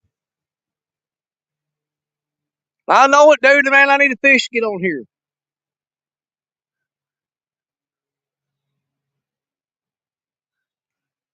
Then what if everybody else leaves that parking lot? I don't know. We might not. I gonna say I just about leave these catfish rods out and go down and try to catch a white bass real quick. Still rabbit hunting with Betty? Yeah, we knocked down all that brush right there. We knocked all that down. We got over a while ago and knocked them weeds out, got them out of the way.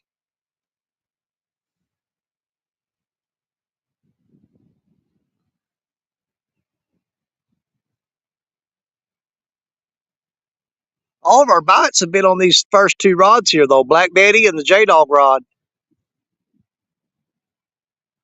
And we're throwing them out there. Well, there's like a split right there. Y'all can't see it through them damn weeds, but there's like a point there where two creeks come together, and those two rods are thrown right there on that point. And those are the ones that's got the bites today. Now the channel cat we caught yesterday was right we threw right over there. That was the one we got yesterday.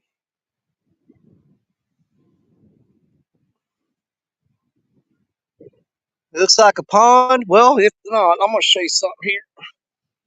Okay, there's spillway down there, and there's a creek coming in that way. The creek going this way. Let's take a walk. Check it out. Through them trees right there. That's the Mississippi River, dude. Let's scoot over this way where y'all can see. You look down through them trees right there. Right down there. There's the Mississippi. I mean the main river, the big girl herself right there. Mississippi River, the water comes up in here. It splits off that way. And it splits off this way and goes up to that spillway down. So that's where we're at.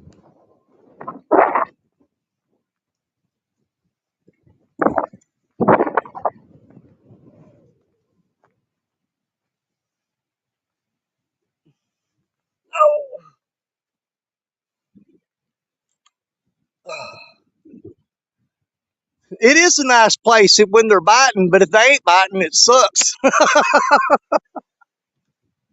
But dude, you can catch white bass. You can catch white bass off that spillway dam. You can catch skipjack. You can catch every now and then you get up in there and you get on some crappie. There's some stripers run up through here when the stripers are running. You can throw a big curly tail, like a 3 or 4 inch curly tail jig, and every now and then you'll get on a big old striper up in here. Not very often, but you'll see them come through here every once in a while. Misplaced country girl nap time for me. Well, take a nap for me too, sis. Add about 10 minutes to it, and we'll call it good. However long you're going to take a nap, add 10 minutes for Danny. Fair enough. There are other dams along the river that look like that one. I don't know. Not around here that I know of.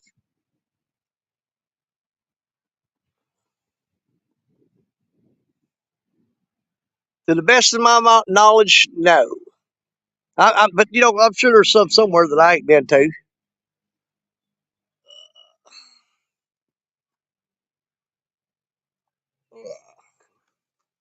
That wind's easing up a little bit.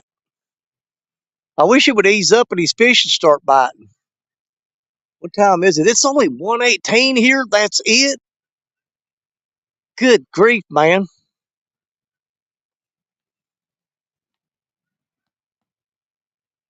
Boom, boom, boom, boom, boom, boom, boom. How long has this been going on? Tell me, baby, how long has this been going on? Man, I tore the bottom off my boat. Dadgummit. Saw another YouTuber fishing the river, and the dam he was at looked just like that one. Well, I'm sure you did.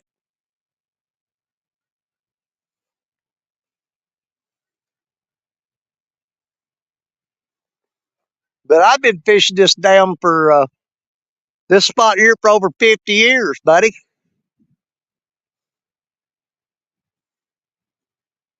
My daddy brought me over here when I was 8 years old. First time I ever come to this spot.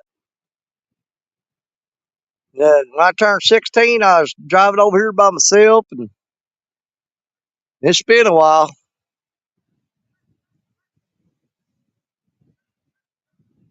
It was 618 fishing. Well, there was a couple of guys. Man, there's all kinds of people come down here. There's all kinds of sorts of people come down here. Fishing on this spot right here is like a box of chocolates. You just never know who you're going to get.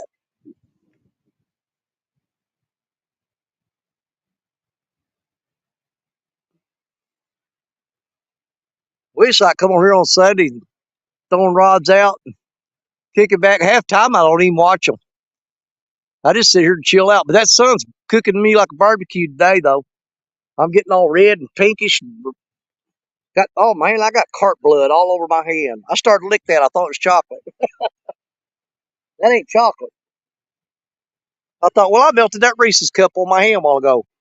That ain't Reese's cup. That's carp blood. Did the online bank fishing tournament caught a 31 and 18? Andrew, that did the bank versus boat caught a 50. Really? Nice, brother. Way to go. How long can this keep going on? Tell me, baby, how long can this keep going on? I'm gonna. Yeah, the wind's back. I don't know if y'all can see them rods. I ain't what I missed. Been prepping the grill. You ain't missed nothing, dude. I've missed 2 fish today already. I don't know if you saw that or not.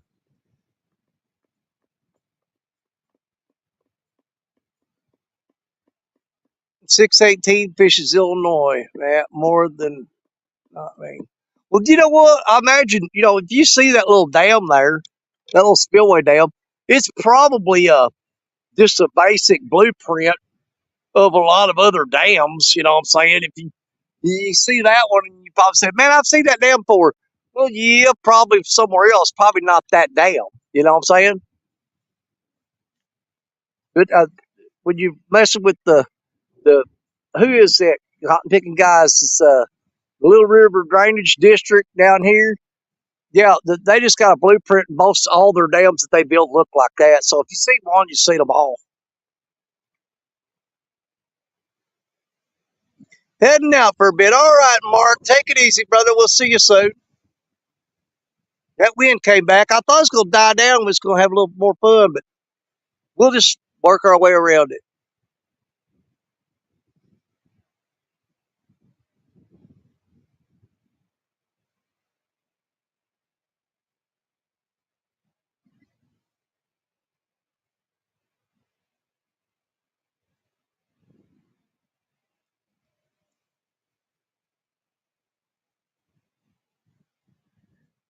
Uh, I'm tired. What's up, 6 a.m.? Was up 6 a.m. yesterday. Oh, yeah. Dude, I got up at 4:30 yesterday to get over here and get set up. Because here's the thing. I was coming over here to meet with Richard Cluck and Matt from Wannabe Outdoors. And so I got up early. We came over here and we met up in town. But we wasn't really sure where we was going to go, what we was going to do.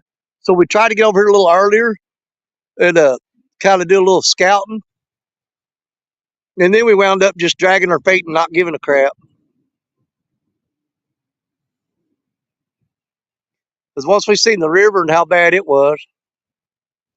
Hold on here, Brian V. No way, Josh. Burgers, dog sausage, deer sausage, chicken, baked beans, string beans, and deviled eggs. You didn't say a single thing that I wouldn't eat. Not one. Oh boy, outdoors. What's up, my brother Larry? Listen to me. How you doing, Larry? Fanny heard you singing. She said, love that. Yeah, but don't quit your day job. Well, Fanny's going to have to come watch me actually do a live show where I'm actually not. It sounds like crap on the phone, trust me, but I can do better. I guarantee it.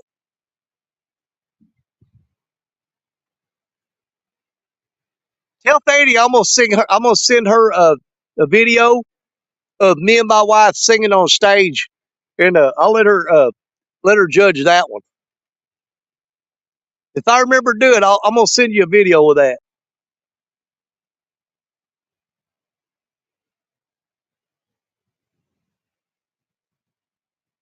Hey, Mozart, what's going on, buddy?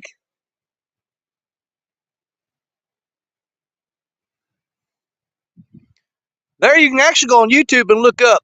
It says Danny and Stacia sing. Danny and Stacia sing. Look that video up. That's me and my wife on stage. And check that one out. I'm warning you ahead of time, man. I do a lot of Merle Haggard stuff.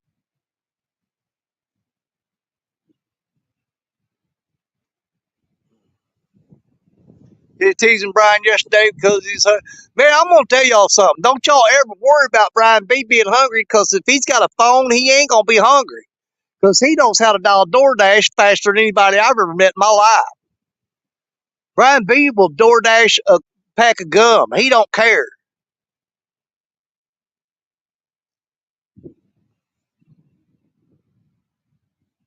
But you will never see Brian B go hungry. Trust me.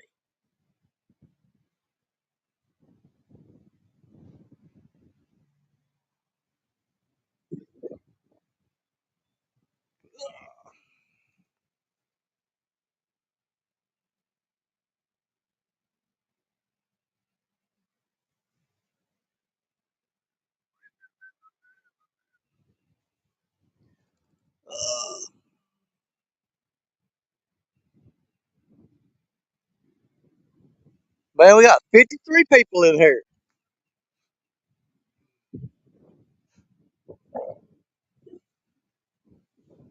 We ain't caught nothing yet on this show, on this live show. We've missed two fish. Like I said, I did catch some white bass earlier down there. If I knew I could leave these rods here and nobody bother them, I'd go down there and catch some white bass again real quick.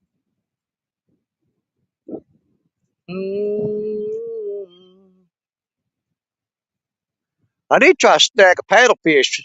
I ain't seen none up in here though. I ain't seen no paddlefish up in here. I saw one last year. He comes swimming along the shoreline there where I could see him. There's a wasp. Get out of here, wasp. Go on now. Get on out of here. Man, I'll kill you. I'll kill you. I'll smash you into dirt.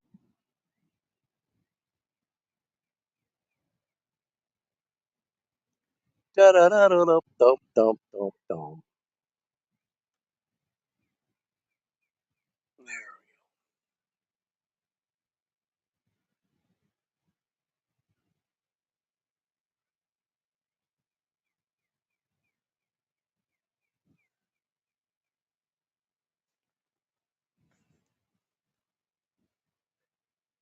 Oh, let's see. Would love to see. Let's see. Love karaoke. I used to run Mary. I used to run a sound system and work. I used to work in the bars at night, and we did a sound system and karaoke shows. I still got all that equipment, man. It's all packed into a storage unit, and I never use it anymore. But yeah, if you look up, we did one show one night in a bar up around St. Louis, and we was up on stage up there. And if you look up Danny and Stacia, that's Stacia. That's how you spell my wife's name. If you look up Danny and Stacia sing, you'll find that video. That somebody recorded and sent that to me. Took a short nap a couple hours ago. Danielle woke me up, and I was spaced out. Was talking about stuff I didn't know. So, yeah, hard. Then we talked about that the other day. You know what? If I lay down and take a power nap, so some of you might have already heard this, but if I lay down and take a power nap, if I lay down and I fall asleep on the couch for 15 minutes or 10 or 15 or minutes or 30, if I wake up on my own, I feel good. I feel replenished. I feel energized.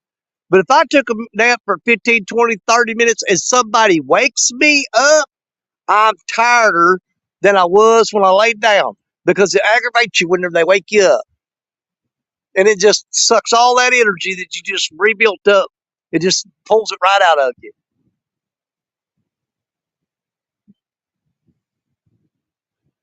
I'm going to take a look, see if that guy's down there on the. Let me see if he's on the dam or not.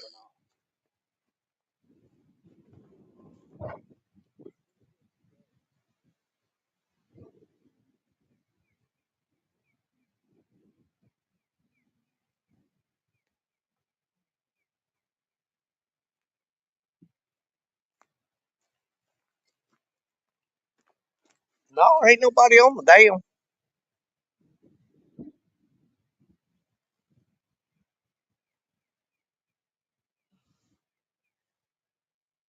I think about leaving these catfish rods out. They got the drag real light loosened up on them, and we'll just leave them out like a trot line. And we may walk down to the dam for a little bit and see if we can't hook a couple more white bass, and then we'll come back and sit with these rods a little bit. If y'all want to do that, we can do that. It's a little bit late in the day to be catching those the white bass, so they usually hit early in the morning, late in the afternoon. Nah, hell, if y'all want to, we'll go give it a try. It's up y'all. And then we'll come back and check these rods. Hey, there's been times I've left these rods and went and walked off, done something else to come back, and they'd be pulled down and bent over, and you just pick them up and say, hey, there's a fish, you know what I'm saying?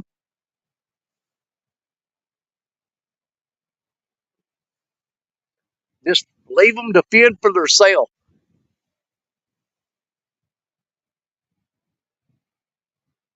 No, it's Sing Me Back Home by Merle Haggard. Sing me back home before I die.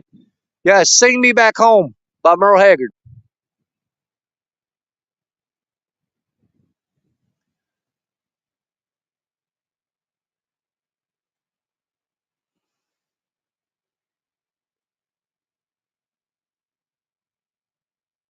There you go. See, that's back in the day. Hey, dude, I used to make a lot of money doing them shows. I used to make a lot of money. We'd go up and do shows in St. Louis and all the towns around here. We played a lot of the bars. I got away from that because, man, I tell you what, we just got to where we was in the bars so that got much. I just felt like crap all the time. I mean, I just felt bad all the time. And that back when I wore that cowboy hat and I had long hair back in too. If you go look at the matter of fact, if you go to my Facebook page and you see my profile picture of me and Stacia, and I got the cowboy hat on with the long hair, uh, that picture was taken the night that video was recorded. Brian Bear, what's up, Brian Bear? Brian Bear, love a little white dove.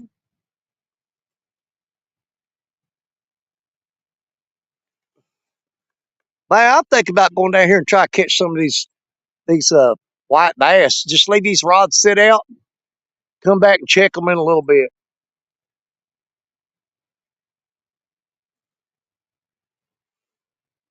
I don't know if them white bass would be biting right now, though. It's the wrong time of day.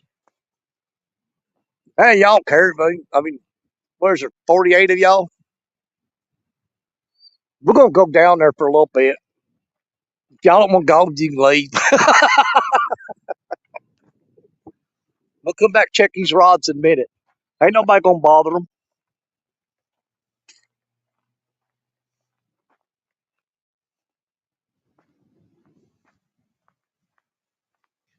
Let's go for a walk.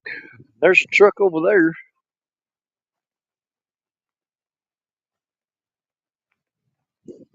I don't know who's in that vehicle right there. Oh, there he is. What's going on, man? Any bites down there? Dude, I've had 2 bites and missed both of them. Dang, that's not good, you know that. I met you here last year, didn't I? Yeah.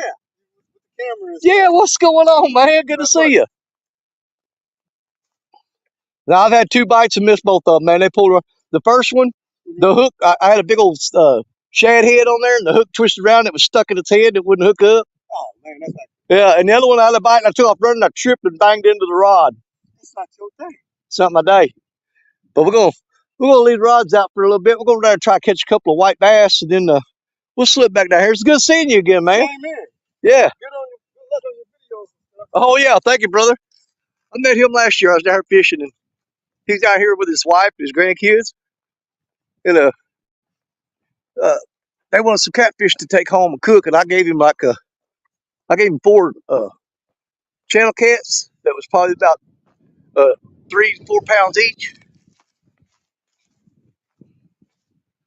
Oh, don't look at the back of my truck. It's none of your business.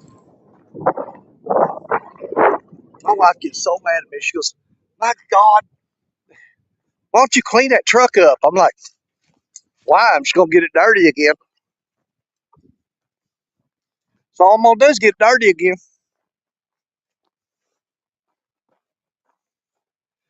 It's the wrong leader. See them jigs right there? Oh yeah, hand tied by Mr. Lyle Stokes himself. And I got one, a yellow and black one there. That is hand tied by David Lemon. So we've got Lyle Stokes shiny jigs, and we got a David Lemon jig on there. And I don't know if they'll get anything down this time of day or not. It's really the wrong time of the day to be doing this, to be honest with you. But we'll give it a shot. We'll give it a few throws, and then we'll go back down there and get back on the catfish rods. Man, it's windy right here. All right, we gotta climb through this fence. So, the camera gonna fit. There it goes.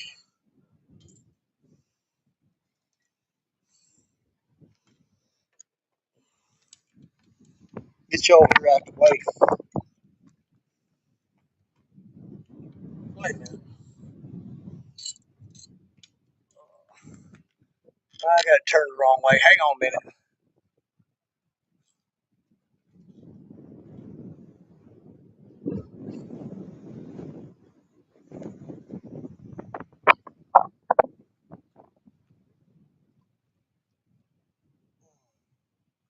There we go. Well, that's kind of weird. We'll see if we can get a couple white bass real quick, and then we'll go back down to the catfishing rods, okay? Did I lose anybody? No, I actually gave people. Let's see, I got my River Cats tackle hat on. Right there, brother. Woo! Gotcha.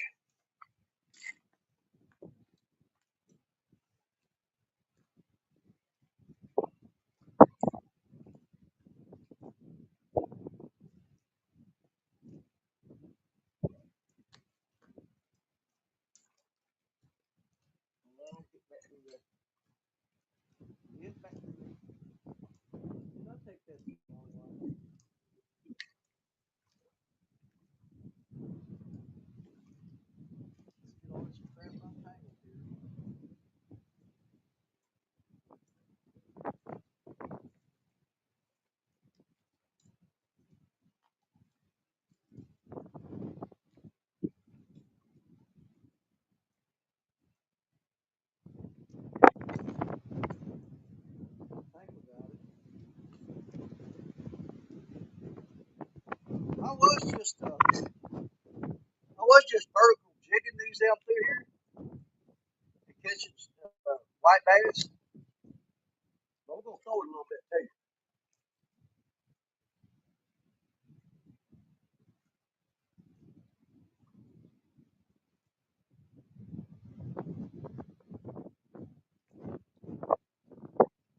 It's actually the wrong time of day to do this.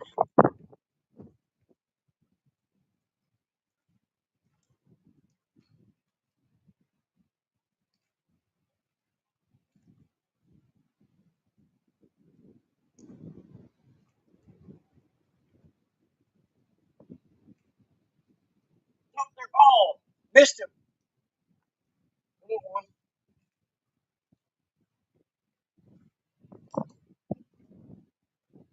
They hit it on the drop a lot of times. When you drop the rod, that's when they hit.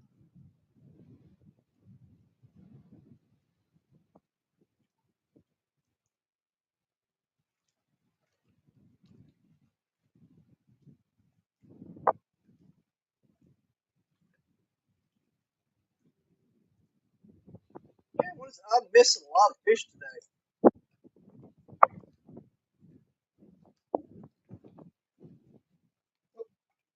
And it hit me. Let's take that slack out.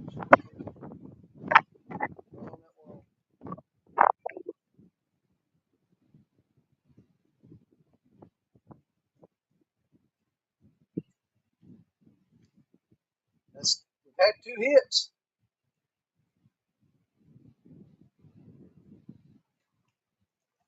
Can we hook up on one of them? Let me try getting that corner right there. That's usually when I hide out.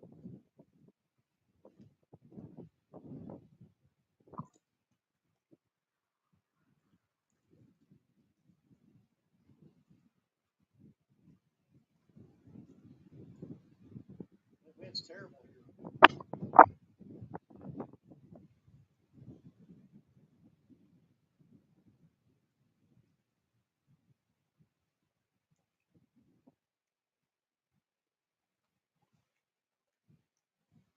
One hit.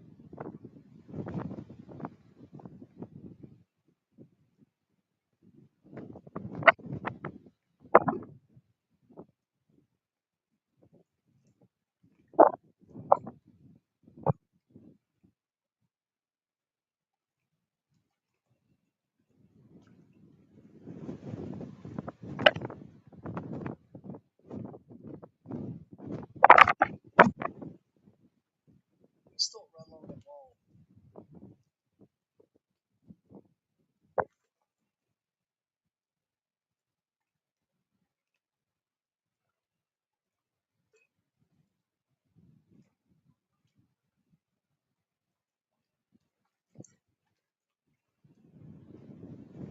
Man, it was bad here. try throwing it.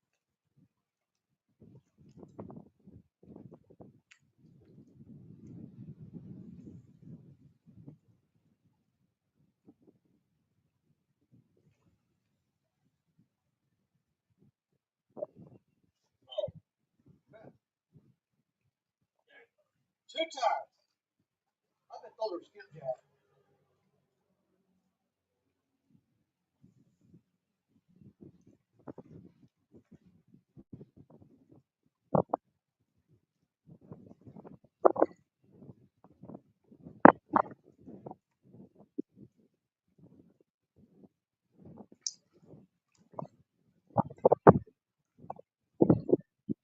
Could be gar too. I caught a gar here this morning doing that.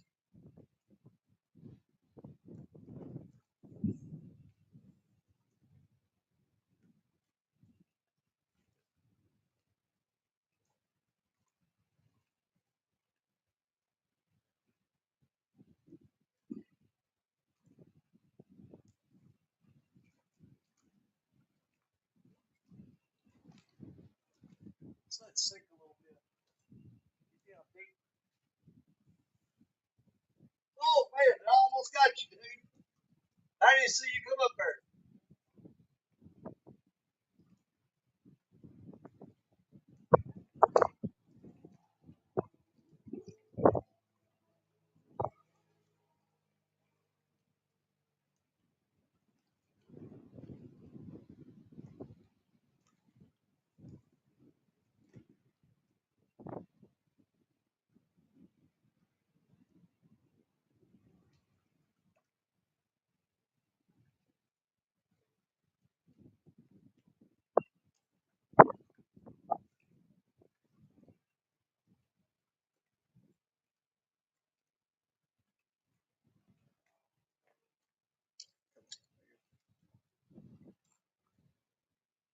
There's got another fishy.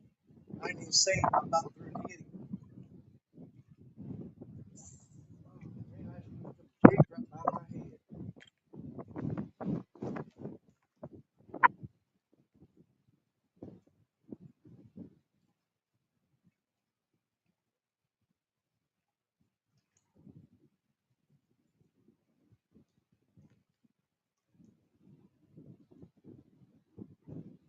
Oh, this wind's getting bad, y'all.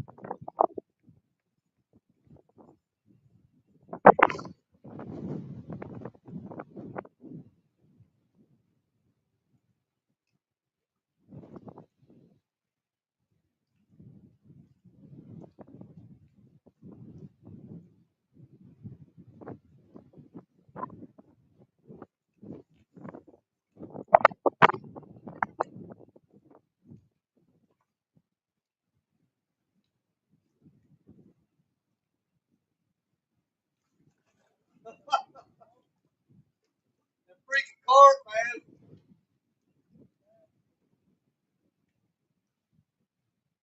I think you got a little piece of him.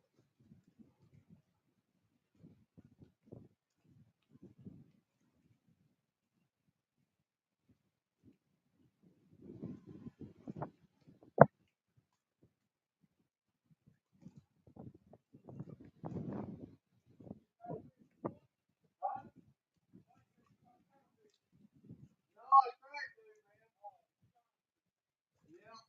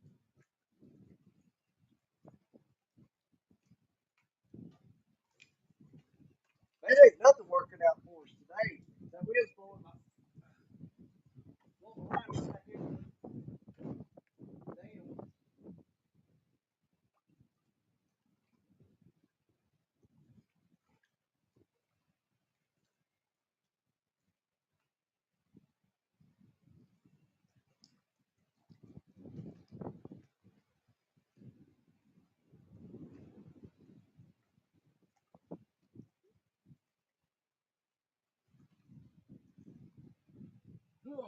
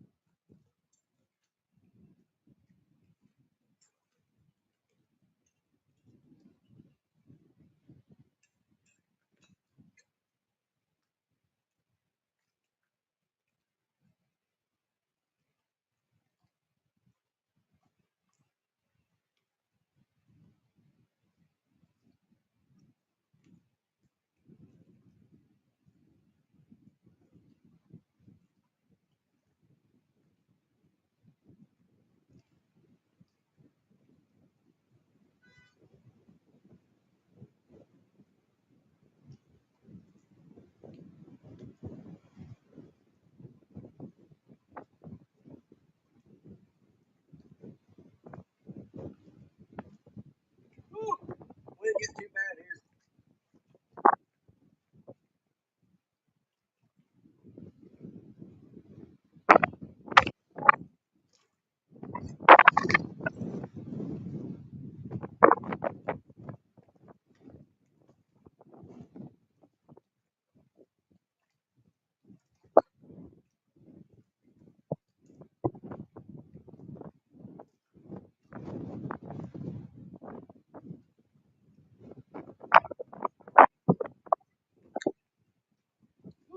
Can't take this wind here. This is terrible.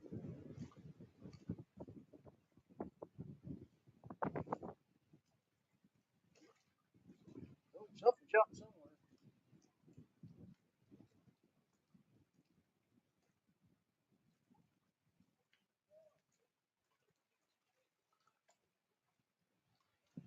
We sit here and jigged this spot yesterday and caught a bunch of white bass, and I got 3 this morning. Matt took some of them home with him yesterday, and all I did was sit here and jig straight up and down. And 9 times out of 10, they would hit it when it was dropping. I'd jerk up and let it drop. Oh, big old gar. I bet that's what was hitting us down there a while ago. When it's reeling across here, it's probably a freaking gar. I just seen the big old gar come up right there. This wind is bad. It's worse on this dam than it is down there where we were catfishing.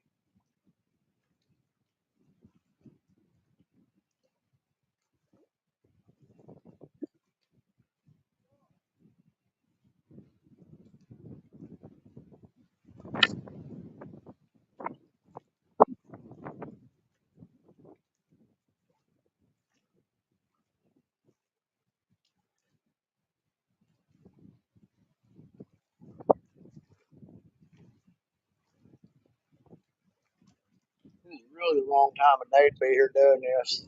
Oh, don't about.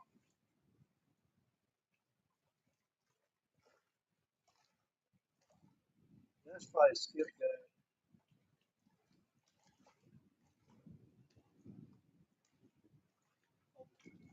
Crap.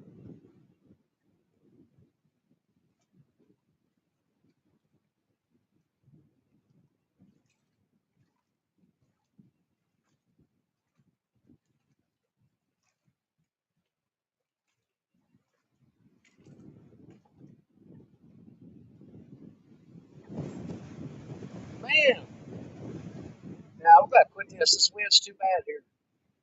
We have to give this up. About to blow my hat off my head.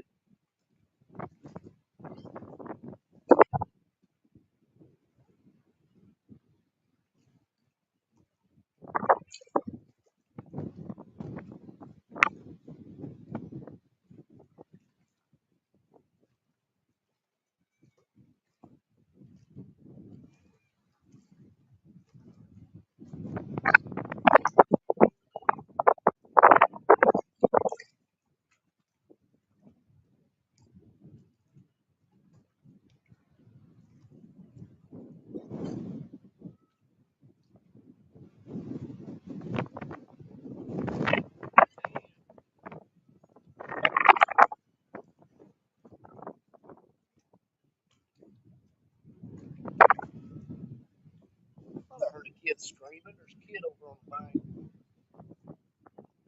Alright, I'm gonna throw a couple more throws. We're going back down the catfish hole. I need to come back down here this afternoon. Get on these things. Be better.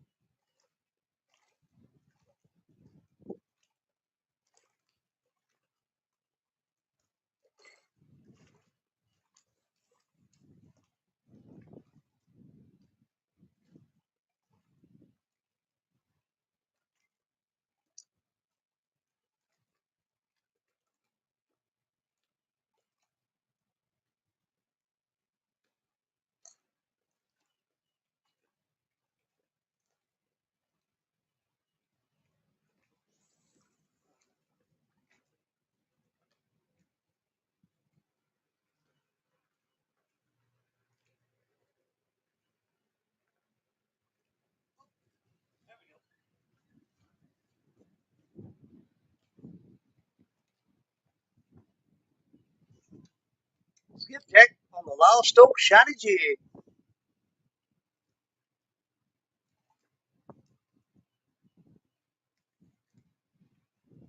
Now, don't him back there. We'll try to catch one more now. Like that. And then we're gonna go put that fresh skipjack on a catfish rod.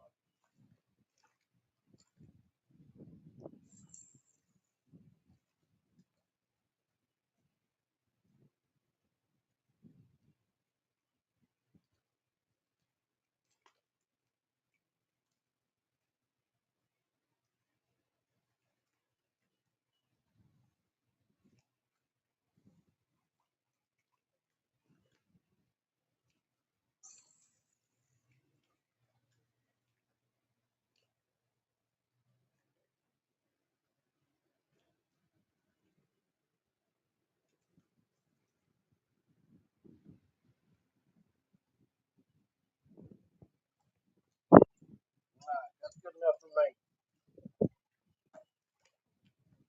We're gonna take that skipjack back down there and cut him up. And put him on line. Put him on line. Let's see. Can get something on there. That's not gonna work, Danny. Yes.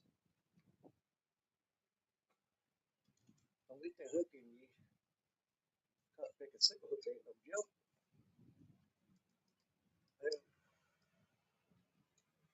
Let's take our skipjack and go back down to the catfish rods. What do you say? All right, y'all, hang on. You got to duck underneath this pole. There you go. There's our skippy.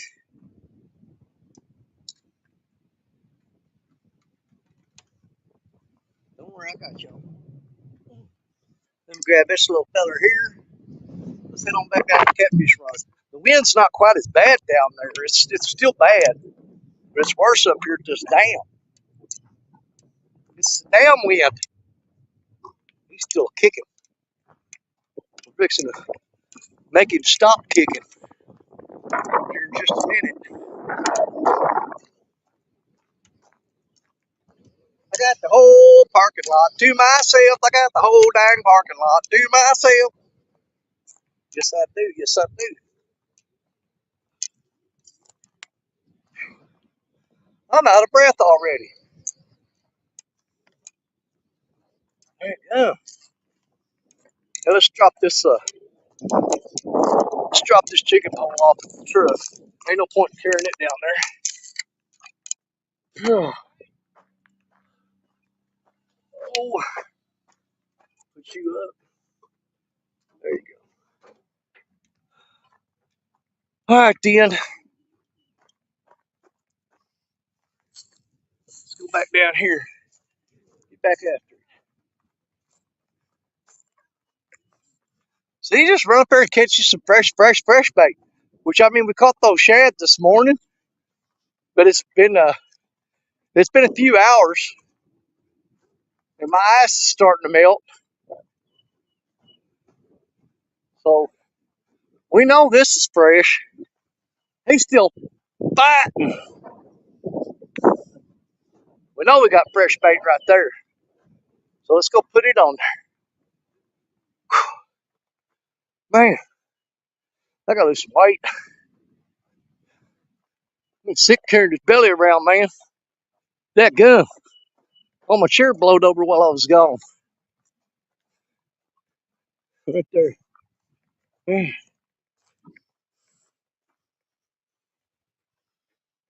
Oh, Lord.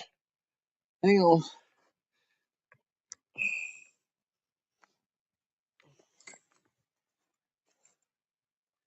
Oh, lay down there, Mr. Skipjack.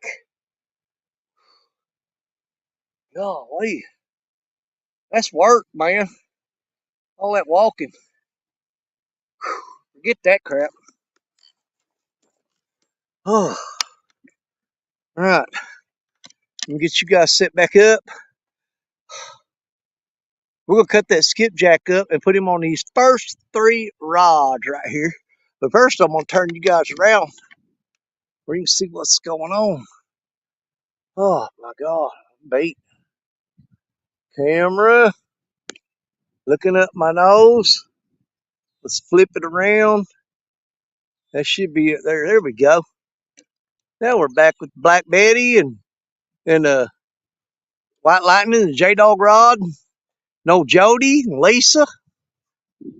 But we're going to reel those 3 rods right there up. We're going to split this skipjack up. Hey, we're up to 26% on our battery.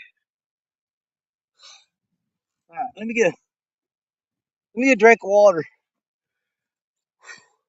God, I shouldn't be this out of breath, man. Lord help me.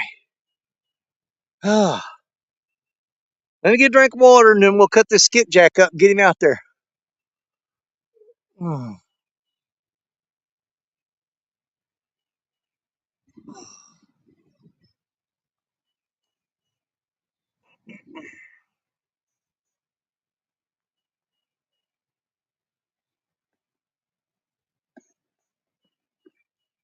going to finish this Mountain Dew off before it goes flat.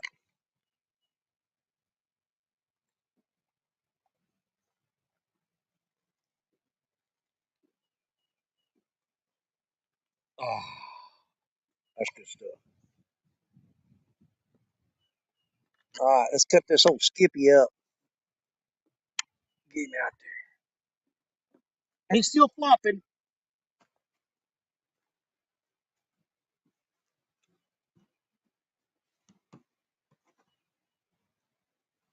He ain't flopping now.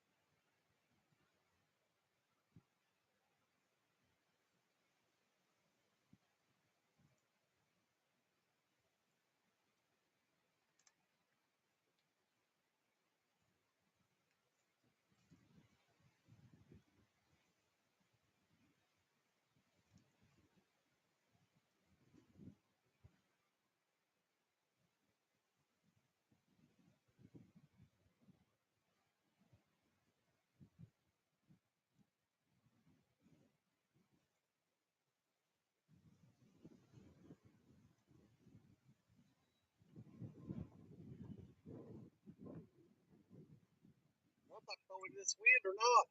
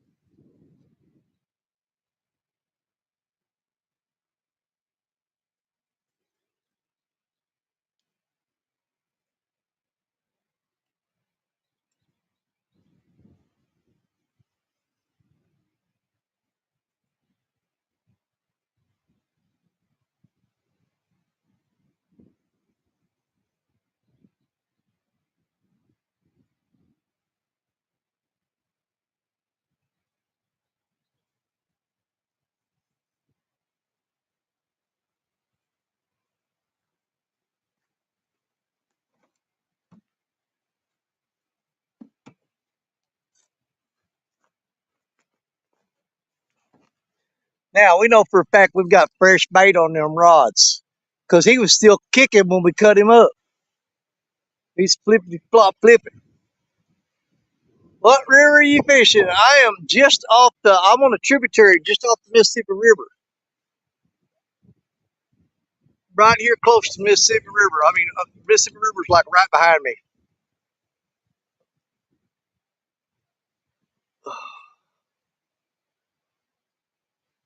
Let's see.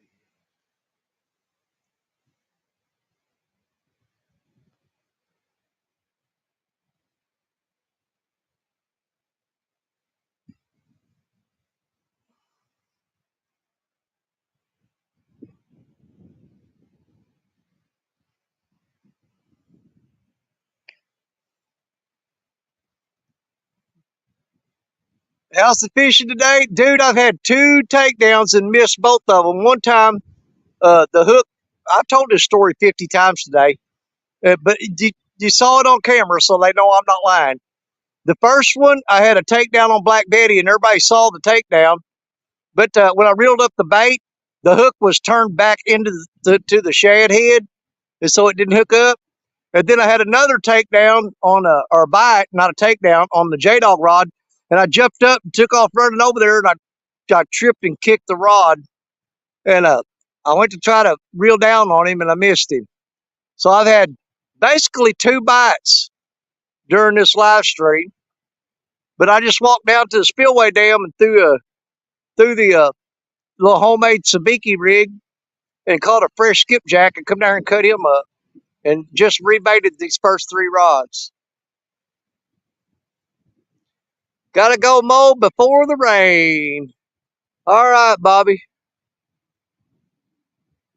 Yeah, me and Bobby fished 922 crappie barbecue. Bobby, me and him fished stand day this morning. We did all 2 under fishing. And as soon as the show was over, he caught 2. Yeah, as soon as stand day ended, he caught 2 fish.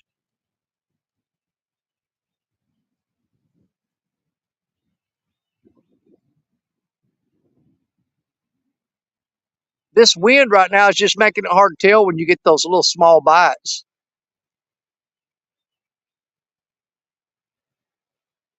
Them rods are bouncing around everywhere.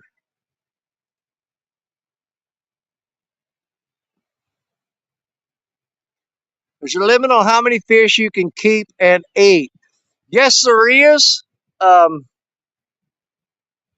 Crap, I can't remember how many it is because I don't keep fish here most of the time. If I do, I just keep like a couple. So I know I'm not anywhere over the limit. I'm not sure what the limit is on the Mississippi River here, but there is a limit. You'd have to look it up. But like I said, if I want to catch fish to eat, I go up that spot that Jerry Parker showed me. I go up to Lake Baldwin in Illinois. That's where I go if I catch fish to eat. They are hitting very light today. Yeah, well, I had 2 of them slam the rods, but like I said, they didn't hook up because the cotton picking bait was curled up over the top of the hook.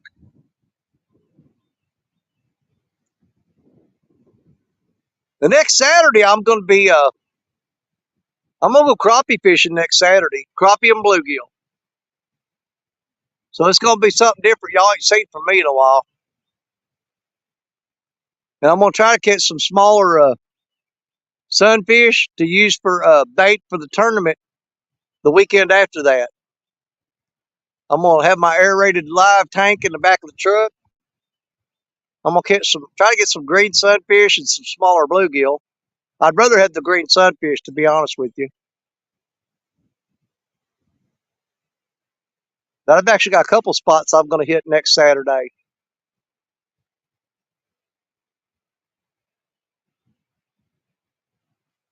But Bruce, like I was talking about, going up to Baldwin and Southern Illinois, go to Lake Baldwin. Dude, there's no freaking limit there. And most of the fish you're going to catch are about 2.5 pounds. They're blue cats and channel cats. But there's no limit at Lake Baldwin. Take all of them you want. So if I wanted fish to eat, that's where I'm going. I'm going up to Baldwin, and I'm going to catch me a cooler full of them, come back, clean them, cook what I want that night, put the rest of them in the freezer. But I go to Baldwin and do that. I don't do it on the river. These fish here, if I ever get in a pinch and I ain't got no fish, and Stacia, my wife, if she wants a fish dinner, I'll come over here and catch a couple of them, and that's all we need. You get 2 fish, about 2 pounds each. That's more than enough for me and her. That's fine. That's all we ever need. Because when she cooks fish, she cooks everything. She's got French fries, the hush puppies, the coleslaw, the sliced dill pickle, the sliced onions. She'll even sometimes throw in some macaroni and cheese or something like that with it. But you can take 2 decent sized fish. If you fix all that stuff with them, that's plenty of food for 2 people. A lot of times you won't even eat it all. We'll be going live for your fishing tournament. Will you be going live for your fishing tournament? The fishing tournament is not this coming Saturday, but the 27th. That is the Iron Cats, a live bait challenge. That'll be on Palmetto Cat's channel, and I think it'll be on a couple other channels too. It will not be on my channel. That'll be on Palmetto Cat's Fishing. Palmetto Cat Fishing.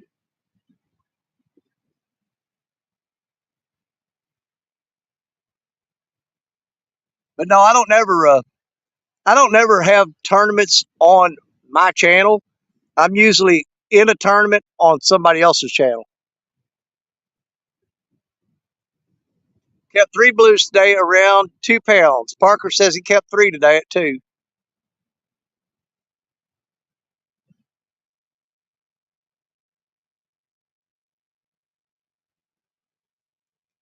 Damn River Boys, well, made it down to the river. It's still in flood stage, looking for another spot. Yeah, that's the way it is here, buddy. I can't get on the river right now. I cannot get on the river right now. All I can do is sit there and look at it. But throwing a line out, not happening. Not happening on the Mississippi.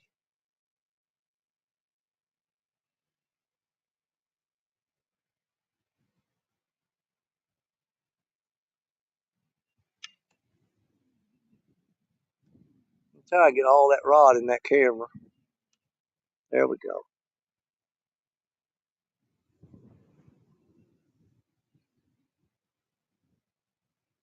I catch my breath. We're gonna bust a few more of these carp real quick here in a minute too.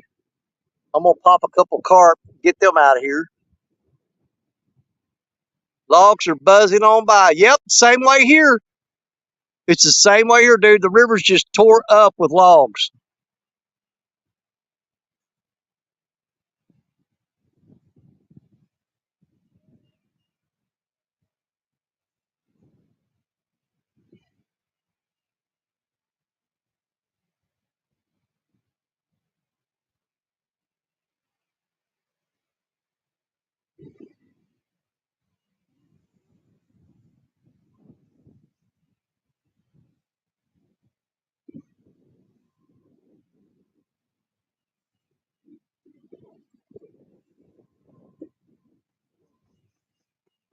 There you go, Rhonda. Thank you.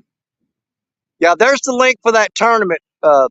Like I said, it's the Saturday after next. Appreciate it, Rhonda.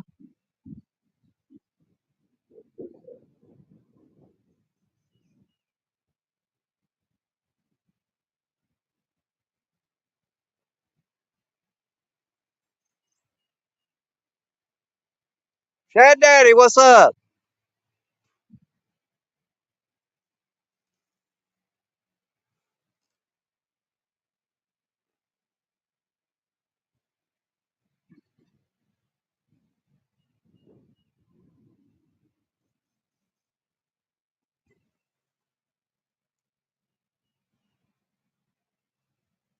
Yeah, I'll give a special shout out and thanks to Rhonda. I tell you what, she is on top of the game when it comes to getting links out for people, getting information out. She has been one of the most helpful people that we have uh, in our let's say army of catfishing coordinators.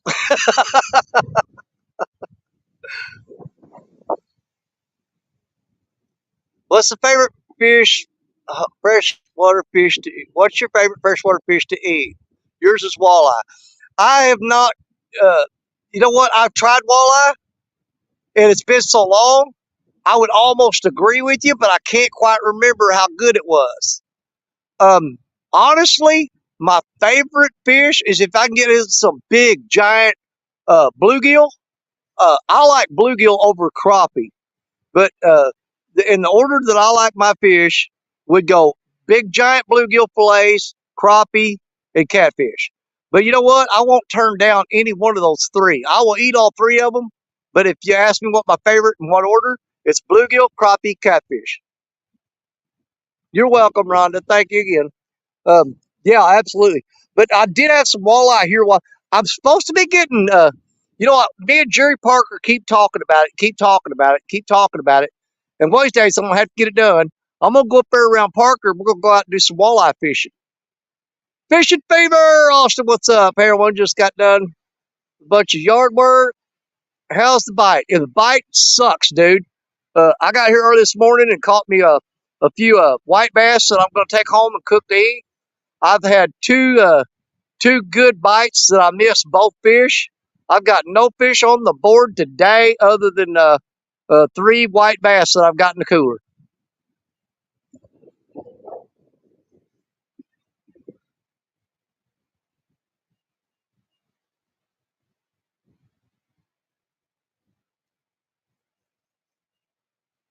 I'm probably not going.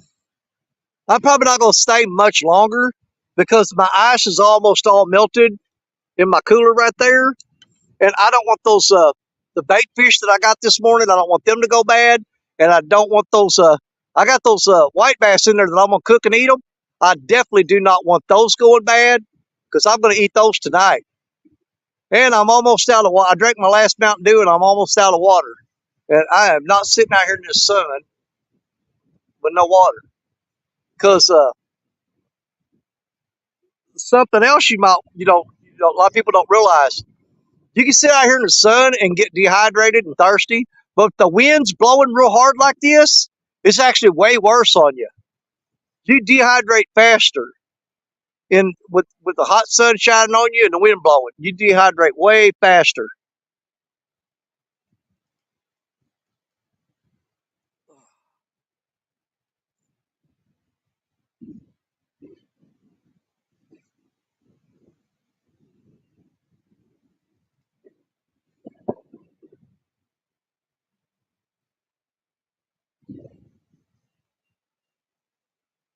Yeah, like I said, we caught some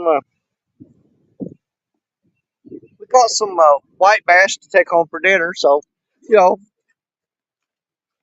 anytime I come out here, even if I don't catch nothing, just the fact that I got to go uh, is good enough for me. But I always like it better when we catch fish.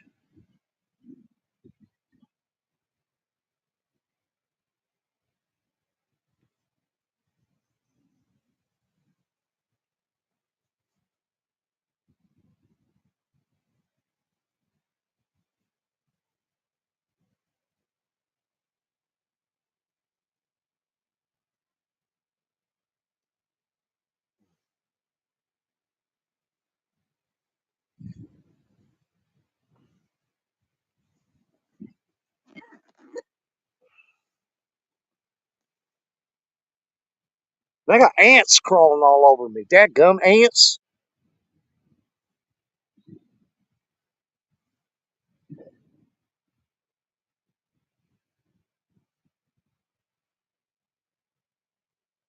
Let's see what time I got. I've got, it is 2:21 my time. Uh, where's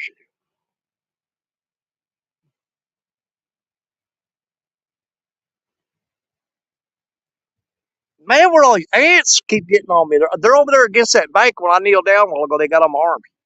But yeah, it's 2:22. It's 2:22 my time right now. I'm probably gonna go to about 3 o'clock, and I'm gonna call this quits. I'm gonna get out of here because I don't want them fish to go bad in that cooler. I don't want to waste them. I'm gonna make sure they're took care of for sure, without a doubt.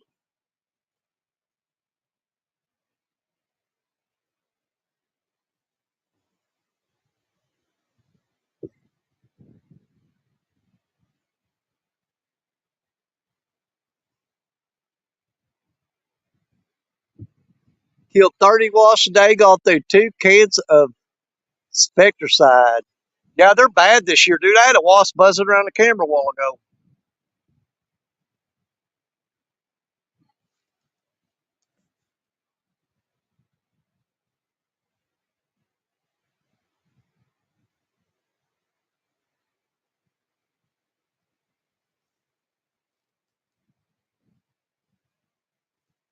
No, it's Bruce. That rod is bouncing in the wind. It's just bouncing in the wind. When you get a bite on it, you'll see it bend down real hard. Are y'all saying I missed a hit? Did I? It's got slack in it. Let me take some slack out of it.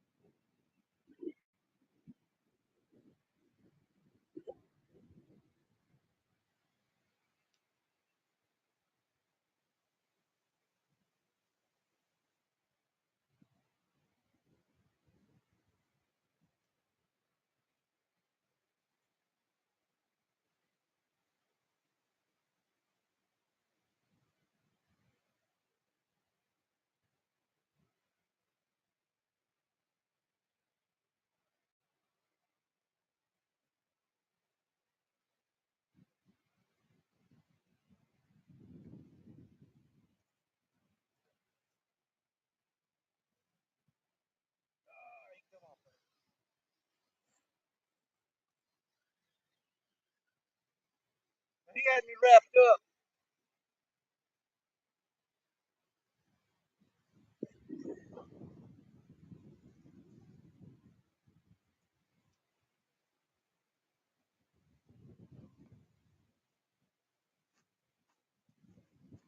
Now, George Jones right. There was a fish on there, but he had that.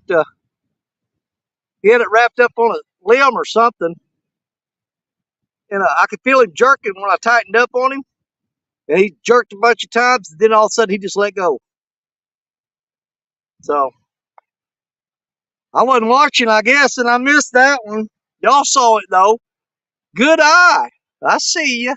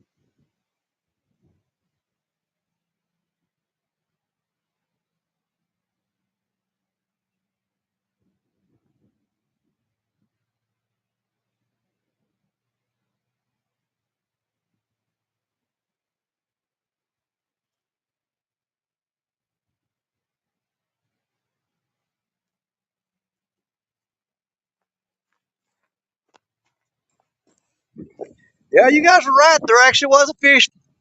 He hit that rod.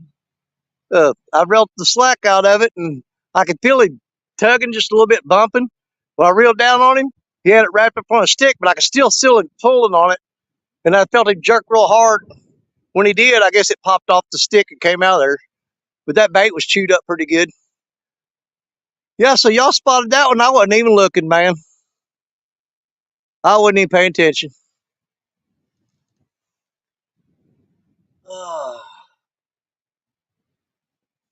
Oh, Donald Long didn't know that Look Lady's a dude.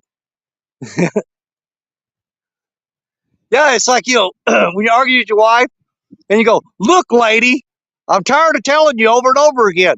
That's where Look Lady's kind. Look, lady.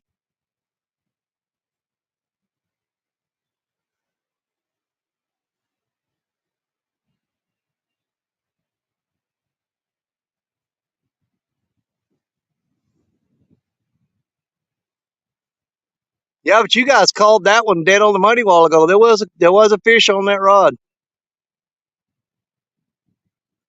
Chris and Tilly are going to be catching fish.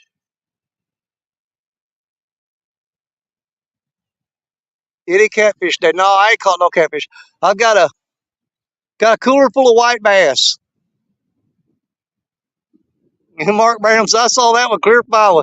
Yeah, I don't think it was a really big fish though, because I could feel him pulling, but he wasn't like, you know, he wasn't nothing like, "Oh my God, there you go," because y'all figure it out eventually. Man, when I'm out here on Sunday afternoon, a lot of times I do a show right after stand day. It's not a scheduled thing. It just happens to work out that if I fish stand day, usually I'm going to do a show after stand day. But I'm basically just out here to sit on the riverbank, and I throw them rods out. If they catch fish, great. If they don't, I'm just going to come out and chill on the riverbank. This is my time away from work, you know what I mean? And it's not, I'm not in a tournament. I'm not under any pressure to get anything done. I'm just throwing rods out and just chilling out. Now, that being said, if I see a big giant takedown where a rod bends over and it's stripping drag, Oh yeah, that's what it's all about, man. I mean, that's your number one reason for throwing the rods out. You know what I mean? Yeah, that white rod's pretty stiff.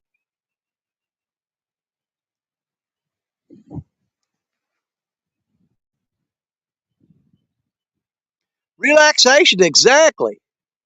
Now, Lance, that's not the Hawaiian hooker. That's the J Dog rod there. The Hawaiian hooker's right there. We got the Hawaiian hooker down here. We've been using the Hawaiian hooker and snagging carp.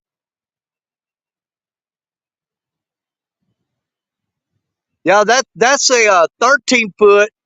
That's a 13 foot Akuma rod right there. And then one I got from Lance down there, that's a 12 foot Akuma.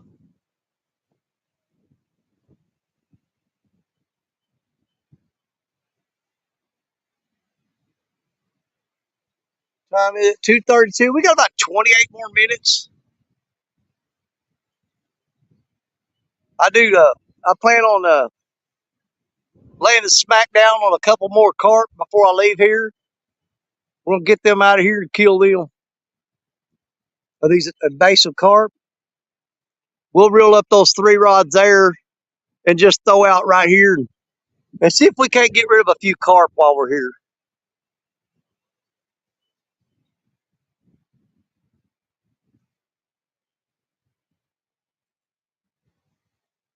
Oh, now that black rod just got hit. That one, not that one, not Betty. Jody. Jody just got popped.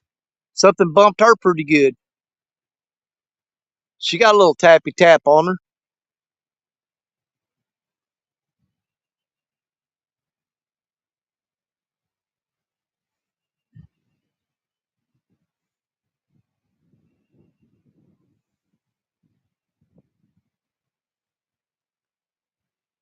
I need to go for 10 hours, 59 minutes longer till we get to Louisiana. I can't do it, Chris. My God, dude, I got to go to work.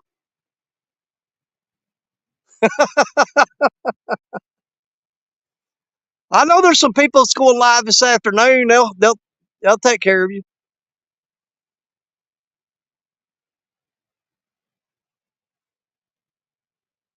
Little tappy tap tap. Why don't you go home to the hook, you stupid fish? Just go home. Take that hook and go home.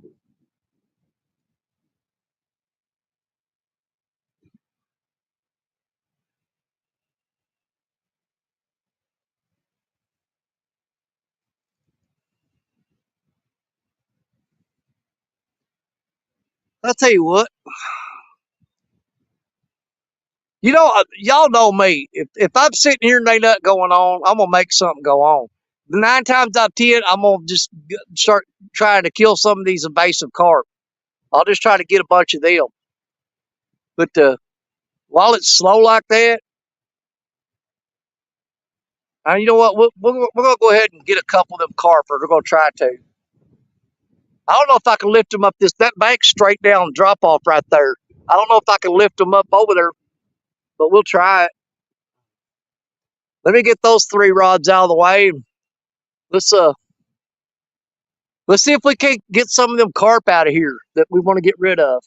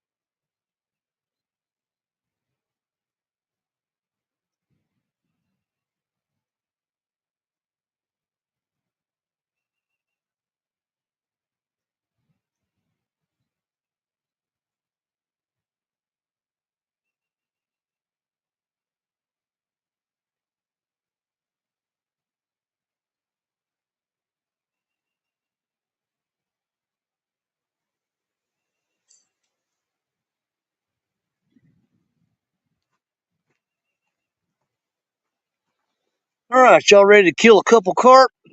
These are the bad carp. They're not the good carp. If the good carp, we don't hurt them. But these bad carp, we're going to get rid of the bad carp.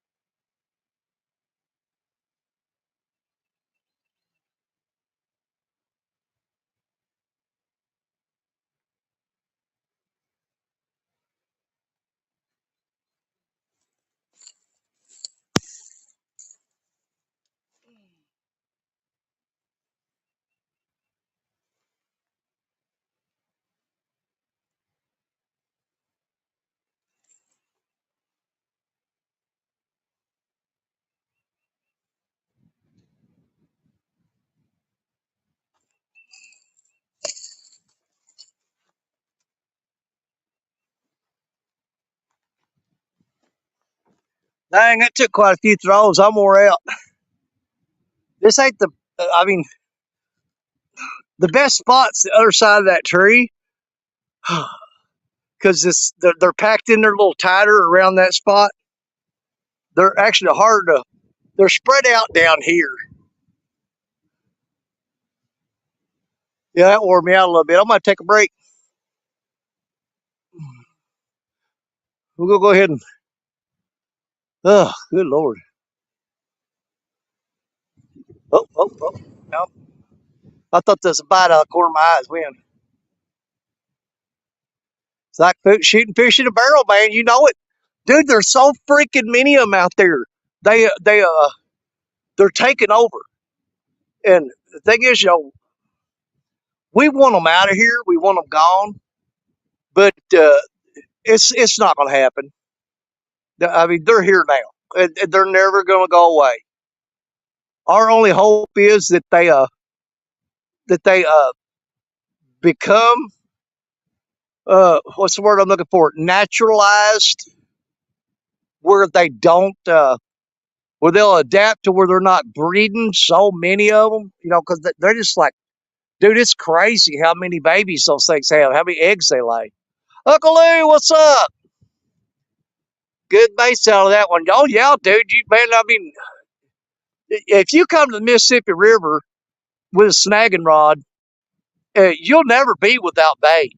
Absolutely, you will never be without bait. If you go around, you're trying to catch skipjack and bluegills and whatever, and you go, man, I can't catch no bait nowhere. Just bring a snagging rod to the Mississippi. If that's where you're fishing at, if you've got the energy to throw that thing a few times, you'll have enough bait to last you a week.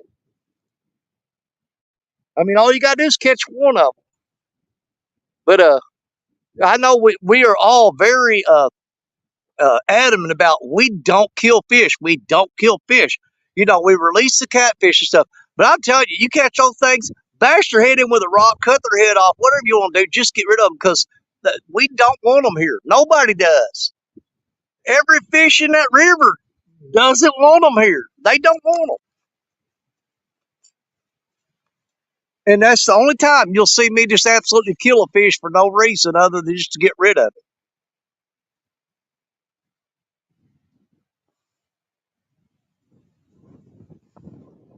And dude, they will. Uncle Lou's right. I mean, they're on the Mississippi. They're on the Missouri. Let me tell you something, guys. Let me show you something. Hang on a second.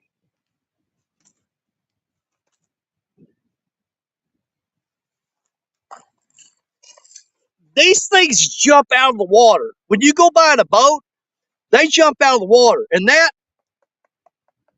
that's hard as a rock. That's solid bone. If that comes flying at you and hits you in the head, it's going to be a bad day. I'm telling you. I've been hit by them. It hurts.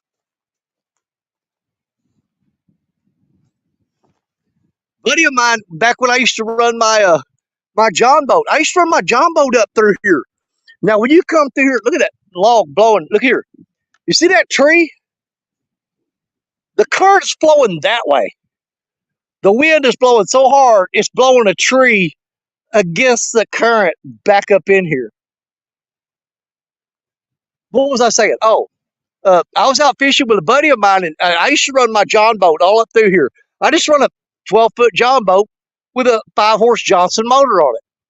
Now, when you hit low idle on that boat, for some reason, low idle just pisses them fish off. They'll start jumping out of the water and just flying up, and they'll land in your boat. They'll bounce around everywhere and stuff. But I was up in here, and I was on the front of the boat, and I was letting him drive the boat, and he was in the back, driving. And all of a sudden, the boat just started going all weird in the river and started running toward the bank. And I looked back at the back of the boat, and one of those carp had hit him in the face and knocked his ass out. He was laying at the bottom of the boat, and the motor's just putting around. We was going in circles and zigzagging. I'm like, what are you doing? That's right. Look, he's laying on boat, his nose was gushing blood, and he was out cold. That fish knocked him the hell out. And dude, he had two black eyes from that fish hitting him in the face, and he carried them black eyes for I mean, over a month. It's like a month and a half. And that fish just knocked dog snot right out of his ass. I ain't kidding you. It tore him up. So yeah, they hurt. You get hit by one of them suckers, man, it's like Mike Tyson to the fish. You know what I'm saying? Blah, blah, blah, blah, blah, blah, blah, just like that. You gotta have. I'll get that motor going one of these days, Chris, and I'll let you listen to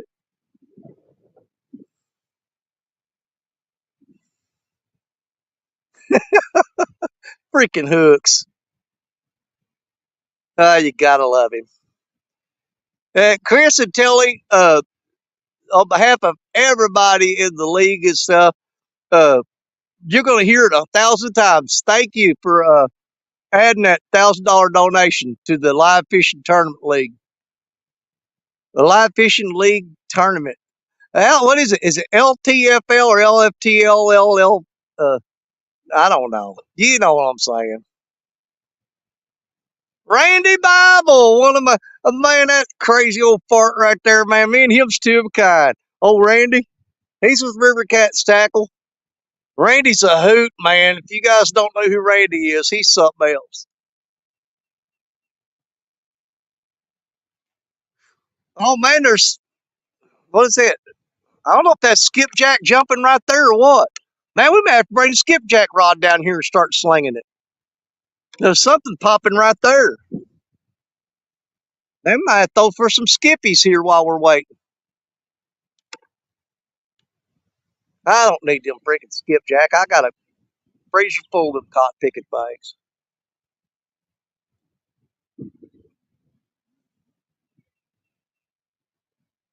Hey, our battery's up on our phone's up to 36%. How much water have we got left? Uh-oh.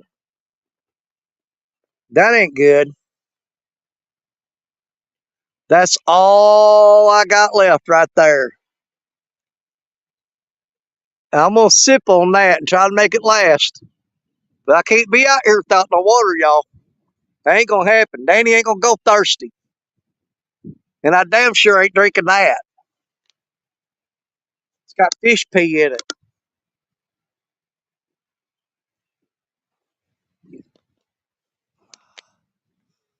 I done give up on catching any kind of decent fish. I got rods out, but, it is what it is.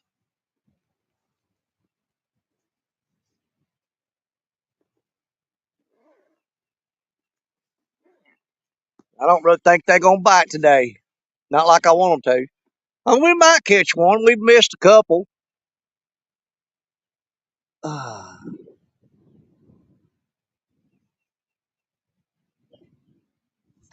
Let's see here. All right, Brian, we have the idle out of the Sioux, or you fill the boat with them. You stand on the. Hey, yeah, Mark. Dude, I'm telling you, I have seen them things almost swamp a boat. You hit a big school of those carp with a boat, and they start jumping in the boat, and they will wreck your rods. They will wreck all your gear. They'll put slime all in the boat, which is, I mean, that slime, man, you can't wash that crap off with a power washer. That stuff just gets all over everything. You know what I'm saying? But they'll wreck a boat, man, as far as inside of it, banging around, breaking rods, slapping gear out of the boat and into the water. And they'll fill up a cotton picking boat, and you're sitting there trying to throw them out, and they're jumping in as fast as you're throwing them out. It's crazy, man.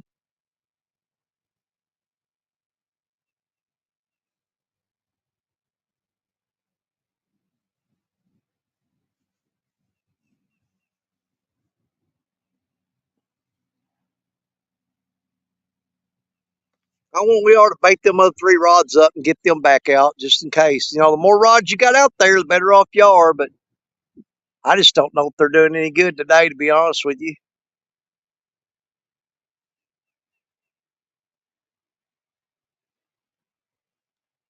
Yeah, one good thing about it, the truck's just right over there, right there. And I got the cart with me. I can load all this crap up and get it out of here in one trip. I ain't got far to go. But if I was carrying that stuff to that truck, that's probably 100 yards, maybe. I'd have to take 4 trips carrying this stuff. That's 400 yards. I don't want to walk. I just load it all up on that cart and make one trip. Oh yeah, dude. There's we got a bunch of guys come down here that's set up. They actually take people out on guided trips. They've got platforms built on the front of their boat with handrails around it, and they'll go out and they'll stir them carp up, get them jumping, and those guys will try to shoot them carp out of the air with a bow. They do it a lot down here. There's several guys that's got boats set up just strictly for shooting carp, and that's all they do. And you believe there's people come from other states and pay them to take them out and do that? I'm like, are you serious to go shoot them stupid carp? You paid that much? But yeah, if there's a way to make $1 with them, I ain't gonna knock nobody for doing it. Kill all of them. Did I miss any action yet, Dalton? Not really. We ain't catching nothing today, buddy. The fish ain't biting. You were down here earlier. You know how it is.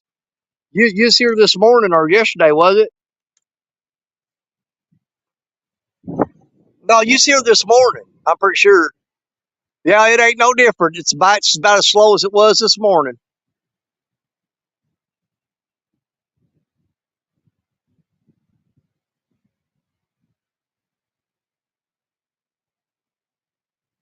I'm gonna stop at the store on the way home. I'm gonna be thirsty.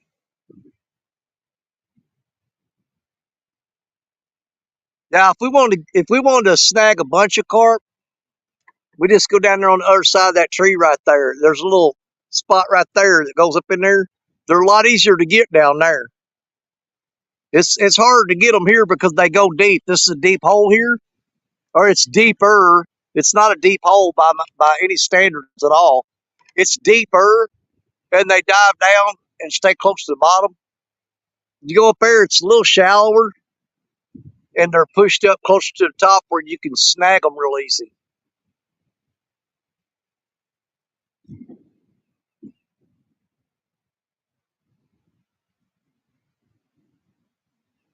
Oh yeah, dude, I'm burnt. My arms are red. Oh my God, my arms are red. I'm sunburnt. My wife's gonna kill me. So you didn't take no sunscreen with you. Look at you. You look like a lobster. Ooh man, there comes a razor. That thing's sharp. Yeah, see, you get people coming down here on the side by sides and the 4 wheelers and stuff. Those are the ones that are going to Spillway Dam. They're going after them skipjack and they're going after them white bass. They're all starting to show up now. They're going to get down there and start catching them things because it's getting later in the day. It's still not quite time yet. You got about an hour from now or hour and a half. Man, you'll start catching the crap out of those white bass down there.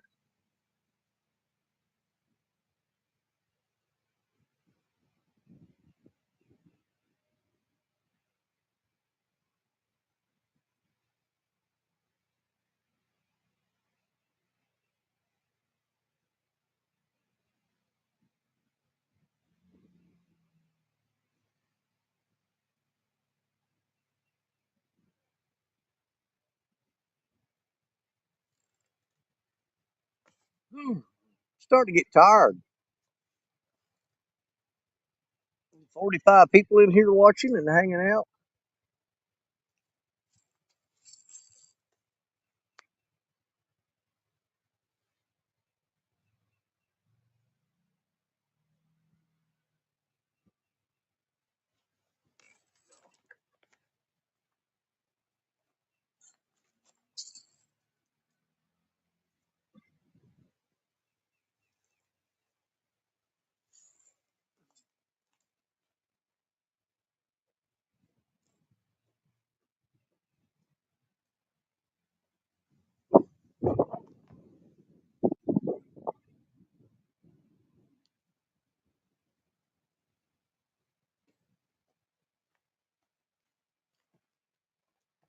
Oh,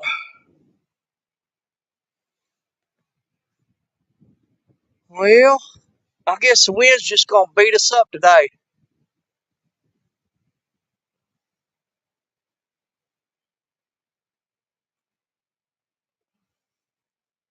It's 3 o'clock.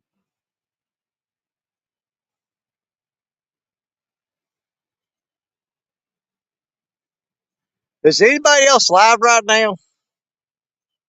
I mean, I don't mind.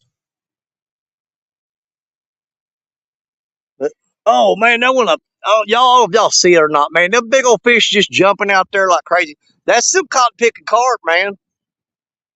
Them things are just going nuts. Ready for bow season? You know what? Man, I didn't even hunt deer season last year. I hunted one day. I went out one day and sat on the stand with the rifle, and I had 2 bucks walk by me, and I was sitting there looking at them, and I put the scope on them and took the gun and put it on fire and took it off safety, and then I looked back up the hill behind me and thought, you know what? I got to drag this thing all the way out of that valley. I got to go up over that hill, down the other side of it, back up the next hill, and then a quarter mile down the road to get to the truck. And I just put the gun back on safe and let him walk off. I said, man, I don't even know what I'm out here for. I ain't dragging this thing up down them hills. I said, I ain't even doing it. My wife said, you went out deer hunting one day, saw 2 deer, didn't shoot neither one of them. I said, I didn't feel like dragging them. And then when I bring them home, me and her, that's the thing, me and Stacia, we cut up and process our own deer. And she's like, you know what? I really didn't feel like cutting that thing up. No way. I'm glad you just let it go. And I'm like, well, there wasn't no point in doing all that work if I didn't want to, you know? I mean, the point that the part where me and her were going to be absolutely miserable and rushed and trying to get that done, it outweighed me wanting to shoot that deer. I'm like, you know what? I'm not into it right now. I'm just going to let him go.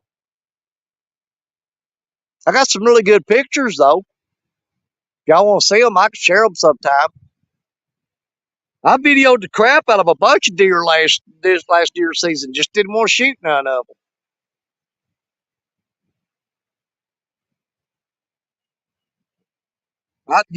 And I swear, I thought I would never see the day that I would uh, not be excited about deer season. I've always been that person, that you know, 3 months before deer season, I'm getting all my gear out and I'm going over it. And I'm going crazy and I'm watching deer hunting videos and I'm all excited. Now, I just got to where I just don't get that excited about it. I've killed a few big giant bucks. Well, they're giants to me. They're probably not to a lot of people. But I've got 8s, 10s, and 12 pointers. Uh, they're not like Boone and Crockett, but they're trophies to me. And I just don't feel like I need to add a whole lot more of them to a pile. You know what I'm saying? And plus, with all the kids grown up and gone, it takes forever for me and Stacia to eat a deer because we just don't eat that much of it. The kids used to eat the crap out of it. Dude, we'd have deer meat once a week, sometimes twice. But with just me and her, we eat deer meat maybe once a month. And I wound up actually throwing away uh, probably 5 packs of deer steaks that I had in the bottom of the freezer, and I was like, no, we're not doing that. I wound up, well, I didn't throw them away. I boiled them up and fed them to the dogs. I didn't just like pitch them in the trash, but they were a little bit past the date that I would be comfortable eating them. Well, I'd eat them. My wife won't. And she said, I'm not eating those things. They're over a year old. And I said, well, I'm going to pull them up and make dog food out of them then. But I'm not just going to throw them away. And we fed the dogs. And that's another reason I was like, I'm just really not into shooting another deer. You know what I mean? Because I don't know that we'll get all of it eat up, before it goes bad.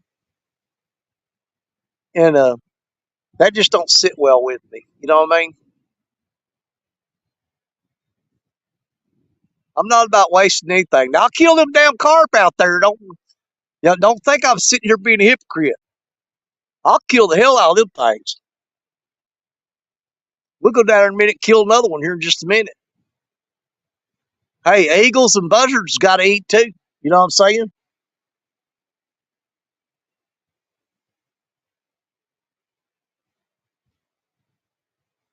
But a game warden came and talked to me yesterday, and he said, you can snag paddlefish right now. I said, no, I did not know that. He said, yeah, season's open, man. Have at it.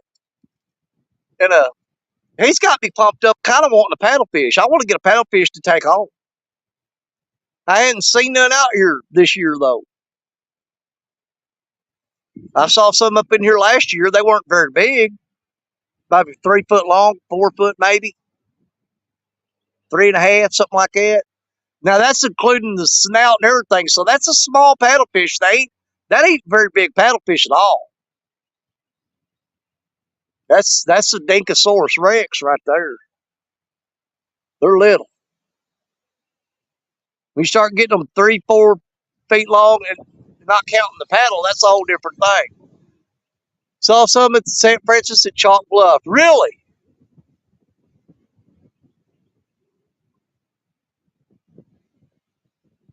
Man, I ain't been over at Chalk Bluff in forever. The last time I was over at Chalk Bluffs when they found that old boy over there chopped up in garbage bags. They had his arms in one bag, his legs in another, his torso in a bag. Somebody chopped his ass up, put him in 50-gallon trash bags, and dumped him off the levee there. I ain't been over there since. You start finding dead bodies in trash bags, man, I'm out. I ain't doing no part of that crap.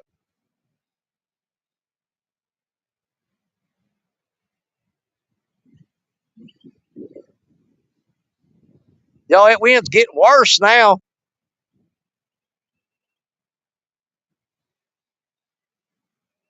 And I ain't fished the St. Francis River any this year.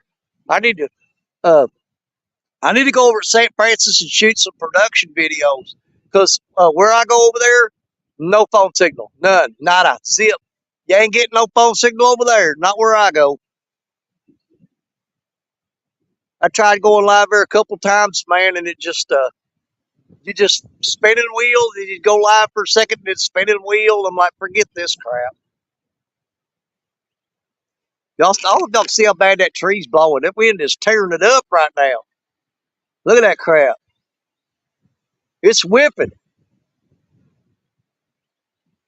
Yeah, I think we're fixing to get out of here, y'all. Got 43 people in here. I always hate leaving when you guys are in here. I do. I don't like to leave. But as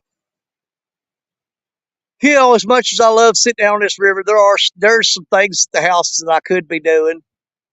I know I ask my wife, and she tells me all the time, there's lots of stuff right here you could be doing. Please do a live or video of the most common knots you use to tie on your lines. Bruce, I'm gonna tell you what. I'm gonna I'll get with Richard Cluck, and he's way better at making production videos. And if you look out up Fishing in Freedom. I mean, I'll try to do a knot video, but I suck at making production videos. And another one you can look at, if you look up the Weekend Angler, and go through his library of videos. I guarantee you, he's got some knot videos in there. As a matter of fact, if somebody can post Josh Dunnigan's channel, The Weekend Angler, if you could drop the link for that, Bruce, I suggest he's one of the most informative people out there as far as putting out informational videos like that. But if you look up The Weekend Angler, I'm hoping somebody will drop his link. He does a lot of videos like that, and I almost guarantee you he's got a video on knots. I guarantee he does.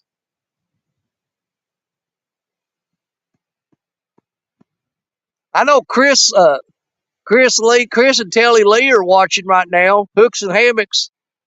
and they're traveling right now. Uh, Chris, you knothead, make a knot video. Fields to water. Thanks, Chad. Appreciate it. There, that you look up the weekend angler. Man, I don't know for sure, but I almost bet you he's got a knot video. Chad, do you know if anybody else has got a video out there? It's a good knot tying video. Um, I can make one, but it's gonna suck.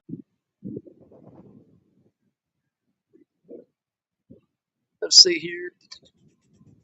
Want to be outdoors, fishing and freedom? Yes, Richard. I think Richard's got some knot tying videos. If he don't, I'm gonna call Richard and say, "Hey, man, you need to make a knot tying video." But I do some edited videos, but as far as the production stuff, man, I'm old. I just ain't got the know how to do it. And man, I just don't put out quality production videos like Richard Cluck and Josh Dunnigan, Roger from Muskrat Adventures, and all them.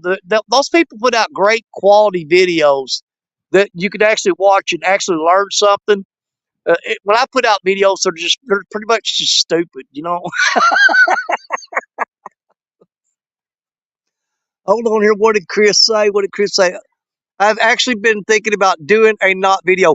Chris, I got some people that's wanting to see a knot video. Okay? So, uh, man, pull over the side road, do a knot video real quick. Hey, let Telly drive, do a knot video. But, uh, oh my God. Yeah, Bruce, there's plenty of people in here that are way more qualified than me to do those videos like that, but I will make dang sure that you know who they are, and I'll make sure that you get to watch their channels and get that information. Gonna puke from all the snotty brown noses. Shut up, Chad. You freaking fart sniffer. Freaking Chad. And Bruce, whatever you do, if you want to learn how to not do stuff, it's that we call knot videos. You can watch Fields to Water, and you say, "Do not do this. Do not do that. Do not do this." That Chad puts out a lot of good knot videos. It's stuff that you're not supposed to do, but check out Fields to Water for all the knot stuff. It's like you're not supposed to do that. You're not supposed to do this. He's a great channel for that kind of stuff. He's basically a reverse barometer. Just do whatever you see him do, just do the opposite.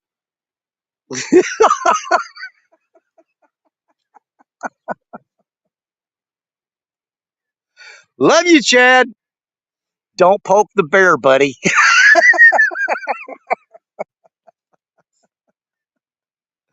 Hey, Ryan, what's going on? I did see your comment back there a while ago. Said, dude, I ain't caught squat.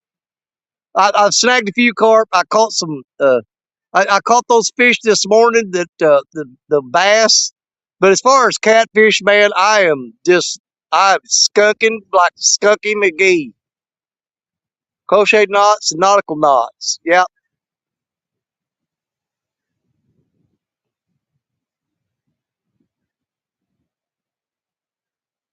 Oh, Lord have mercy. Shut up, Chad.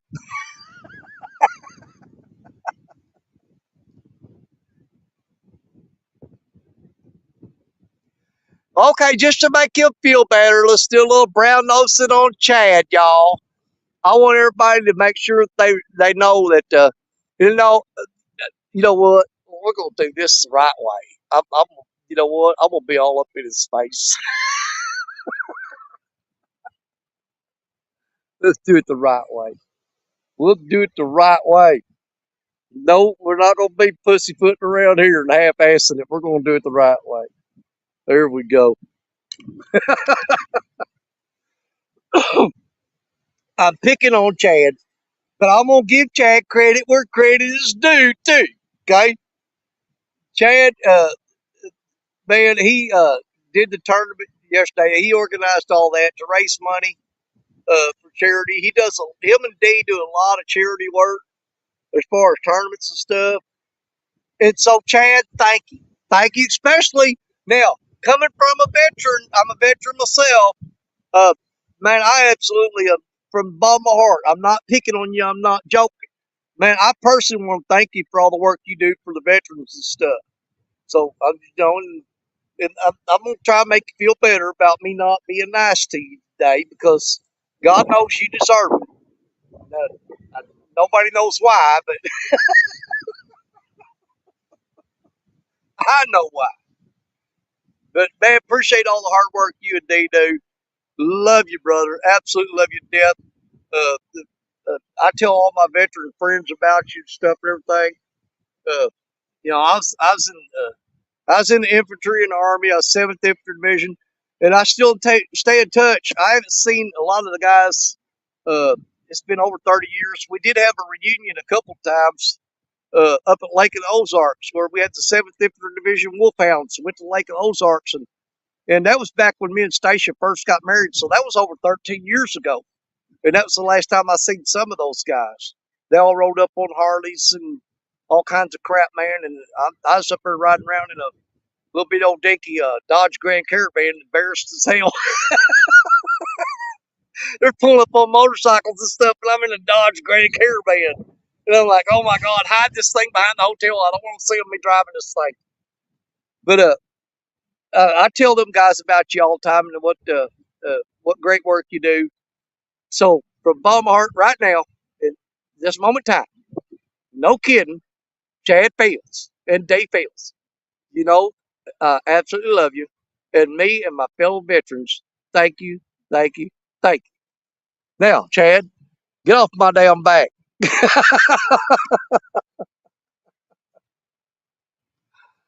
What a butthead. I'm kidding. I love it. Okay. This wind's getting stronger since Chad come in here. What's that tell you?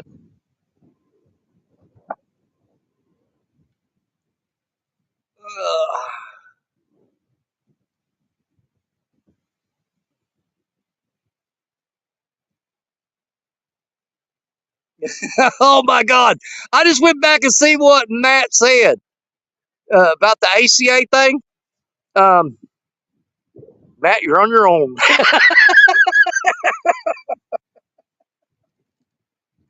You're on your own with that one, buddy.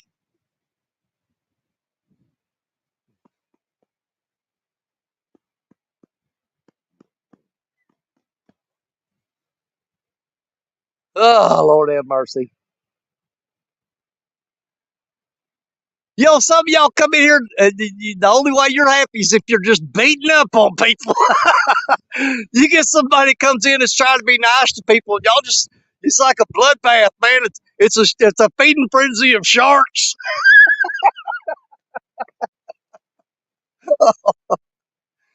And y'all can do that all you want. You ain't fooling me.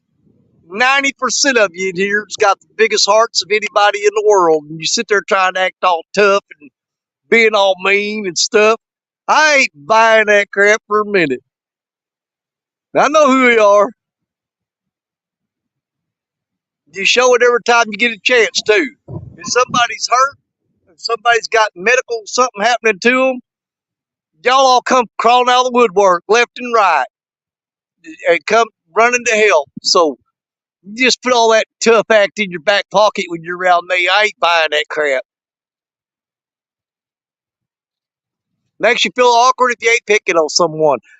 Every now and then, the hell, there's some of these assholes in here trying to make a career out of it. You got some of the people in there, that's all they do is pick on people. I'm like, dude, man, uh, find another thing. Don't let that be your thing. Is that you're known for, oh, that guy's just an asshole. All he does is pick on people. I'm tough. I've slapped Telly 2 times today.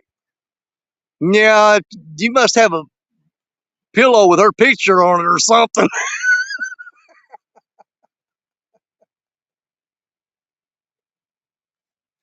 You better be tough. Because I'm pretty sure you slap her, you got an ass whooping coming.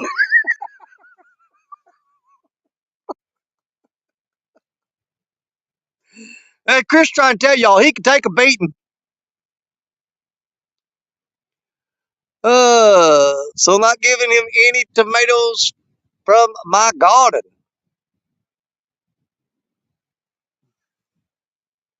But you know, there's a lot of people in here that help each other out. You know, we talk about this. Oh crap! Did y'all see that? I looked up just in time. That rod was jerking like crazy, and I can't get my fat ass up.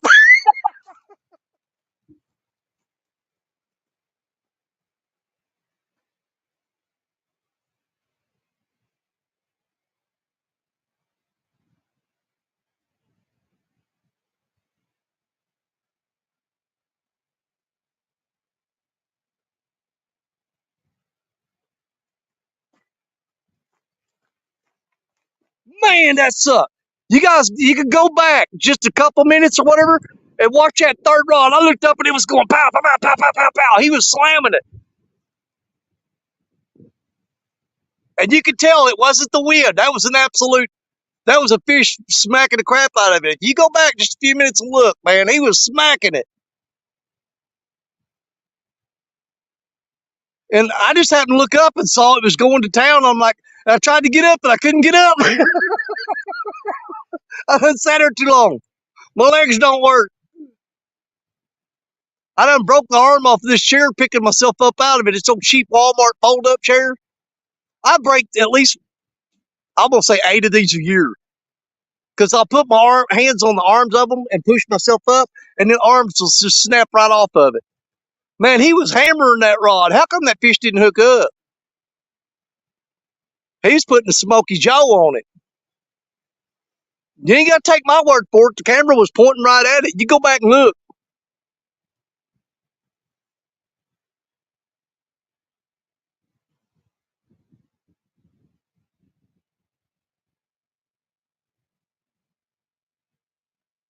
Come on back and do it again, buddy. Eat that bait. Eat that bait. These fish are just screwing with me today. That's all they're doing.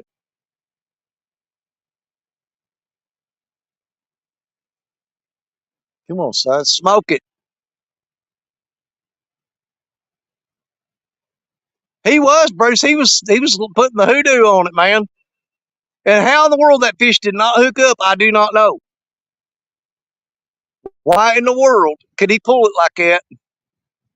And it may be because of the angle of the rod. I've got them lowered down real low so that the wind's not bouncing them as bad. But man, that fish should have hooked up. That's some bull crap.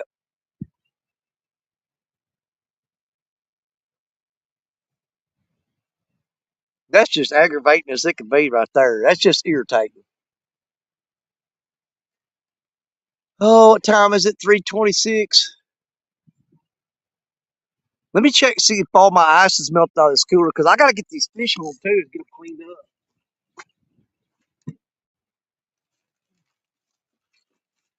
Woo. I ain't got much ice left. It's almost gone.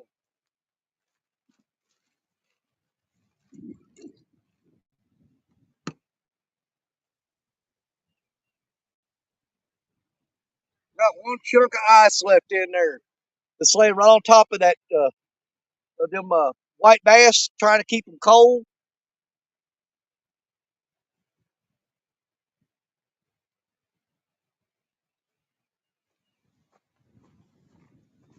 So I will have to call it quits here in a little bit. That ice is melting fast, but those fish are laying down in that melted ice. That water in there's cold too, so I don't want those fish to spoil. I mean, I want to get home and get them cleaned up. I'm gonna eat them tonight, matter of fact. So let's see what I said was it's 3:27. So we're gonna give it. We're gonna go to 4 o'clock. We'll go to 4 o'clock, and that's it. At 4 o'clock, we're gonna tell you guys 5. We're gonna get the hillbilly hell out of here. And I gotta go clean these fish, get them put up, and or not put up. I gotta get them cleaned up and get them cooked up. I'm just trying to decide if do I want to do fish tacos? Do I want to do a poor boy sandwich? I don't know. One or other I'm going to do. I'm going to have fish tonight, though. And I got all them gizzard shad down the bottom of that, too, that I've got to get put vacuum sealed and put up. Angle of the dangle is what's causing the problem. That's it. Well, I don't know, because you got Black Betty sticking straight up right there. And she got, well, we know what happened there. When she got took down earlier, the hook was turned back into the shad head, and it didn't let it hook up. Now, I don't know what happened with that rod there, because he was just smoking the crap out of it. We probably need to reel it up and check it real quick. Because if he was going to get on there, he'd have done it. So we're going to check that bait real quick.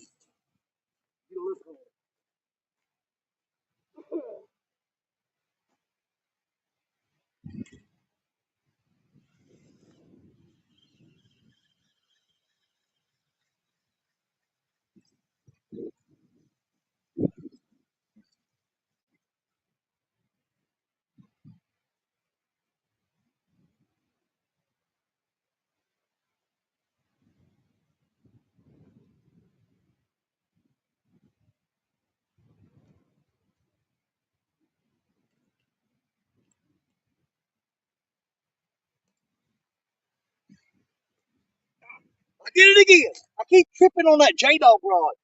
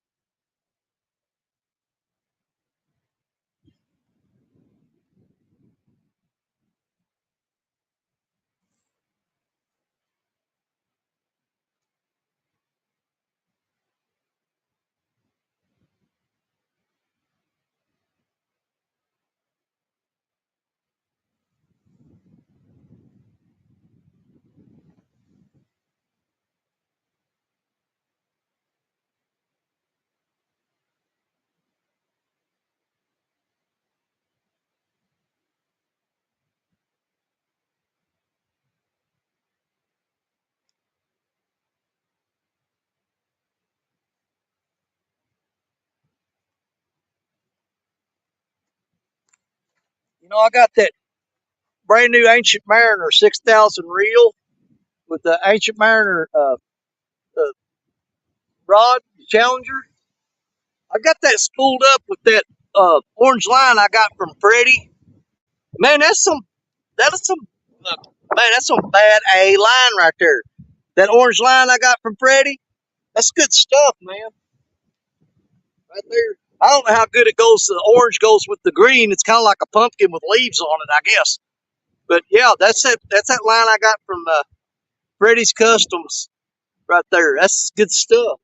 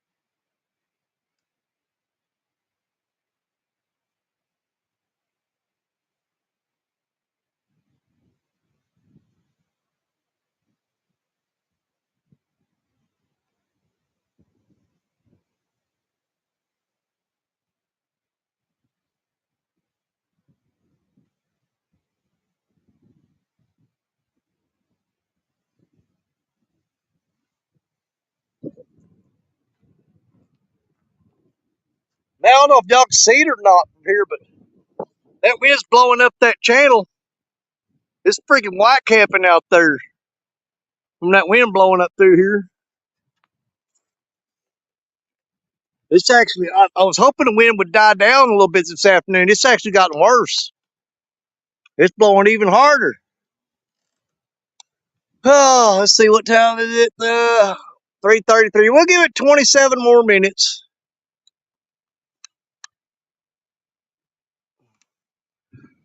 That ought to give people, I know there's some people that going live this afternoon. That gives them plenty of time to get set up and get going. And then they can take over the night shift and I can head on home and be fine by me.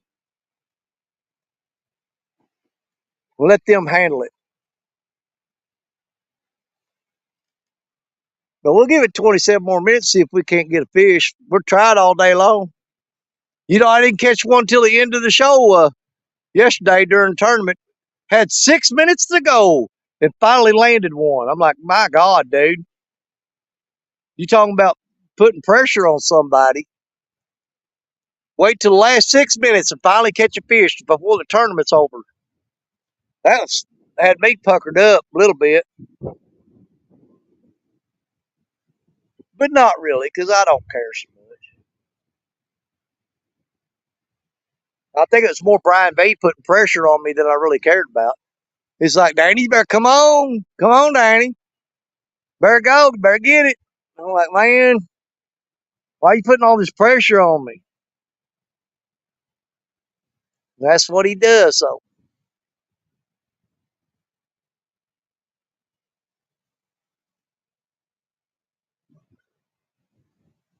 oh, man, there's some big old fish plopping out there in the middle. So, I'm pretty sure that's a carp out there jumping.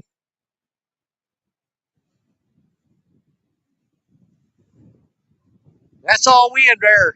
You see them rods bouncing right now? That ain't no fish. That's wind.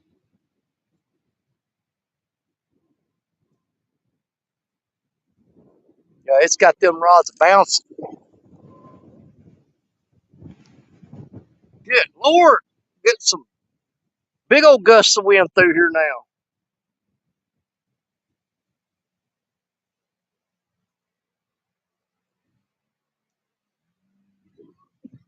All them guys that's up there at the dam trying to catch white bass and stuff, they're all leaving. They're getting out of here.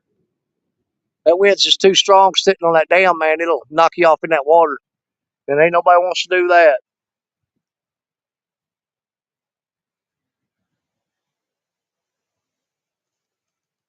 Oh,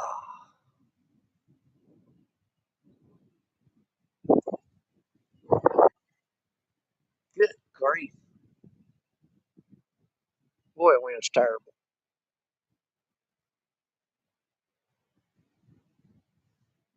Chat's pretty much shut down. Still got 36 people watching, but everybody's, I guess, fell asleep. We got 36 on YouTube, 13 on Facebook. I'm like, I think they was watching and took a nap. Dude, I used to do my late night shows on Saturday night. If you know, during the summertime, I always did a Saturday night show, and I would fish all night long Saturday night, and then I would that morning I would jump over on stand day, and I would fish Saturday night, Saturday morning, and sometimes fish Saturday afternoon and go home on Sunday morning. But where was I going with that? My train of thought, I lost it.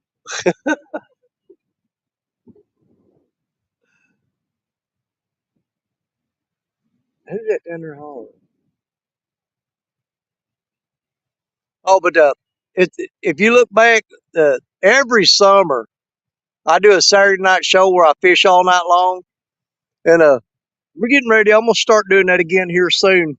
When it warms up and the mosquitoes are biting, I don't do that show until the mosquitoes start biting. Because when the mosquitoes are biting, the fish are too. And we'll get back into doing our Saturday nights here real soon. It's still too nippy at night right now, and the water ain't warmed up quite where I want it to be. But we're getting there.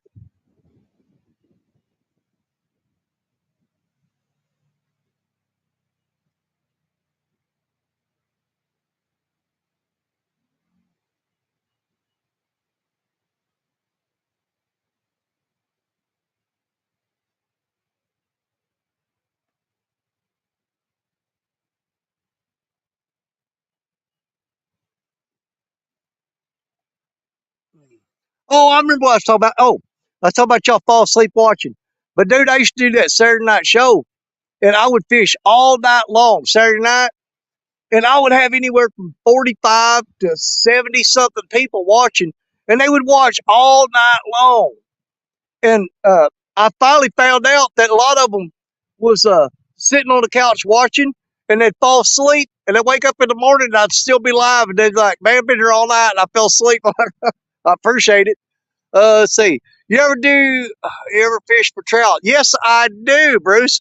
I go to I go down to John F. Kennedy State Park down around Heber Springs, Arkansas, and I'll take my camper down there to that state park and stay down there, and I'll fish down there around Heber Springs, and I also go to Montauk. That's Montauk, Montauk State Park here in Missouri.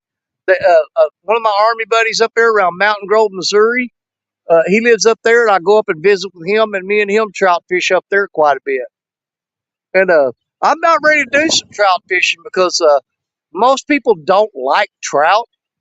I've got a couple recipes that I do that I guarantee if you ever tasted it, you'd love it.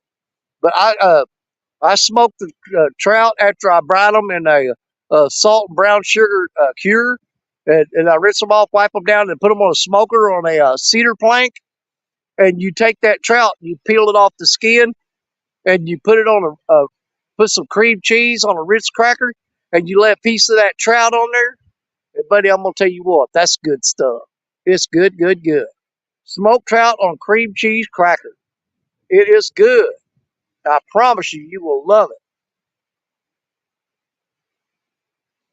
But yes, I absolutely fish for trout when I get the chance. Matter of fact, on my channel, if you go back, I've got some trout fishing videos on there. There's not many of them, but there's a few on there.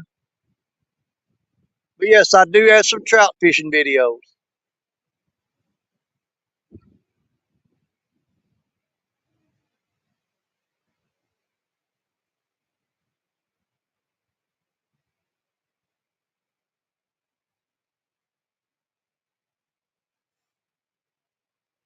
You know what, Bruce? As a matter of fact, dude, I think I got a video that shows you how to make that trout, that smoked trout. I'm pretty sure I did a video on that where I use the curing salt, the brown sugar, and made some of that trout. I think I got a video on that. You have to go on there and check that out. I'm pretty sure I did a video. My memory ain't what it used to be because there's sometimes I think about making a video and I think about it for so long that I eventually convince myself that I've already done it. And then when I get to thinking about it, I don't know if I have or not. Because I go, did I just talk myself into that? Or did I actually do it? But I'm pretty sure I got that video on my channel. Just have to go through there and find it.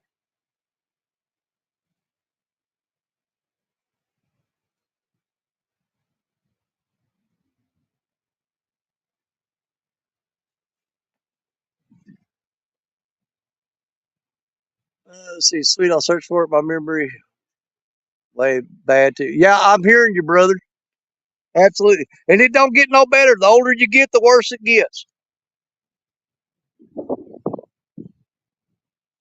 What time we got? 3:42. We got 18 more minutes, y'all. 18 more minutes.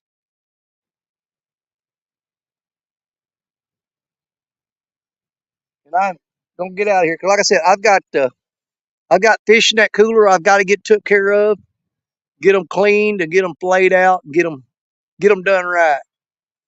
They're still cold right now, but they ain't gonna be cold much longer.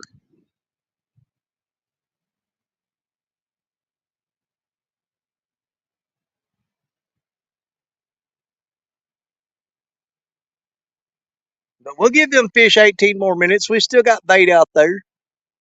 We've had a couple hits today, but we ain't hooked nothing up. And that's all right though. Cause we got to hang out with everybody, spend a Sunday afternoon on the bank of the river or the water's edge, or as the world turns, whatever you want to call it.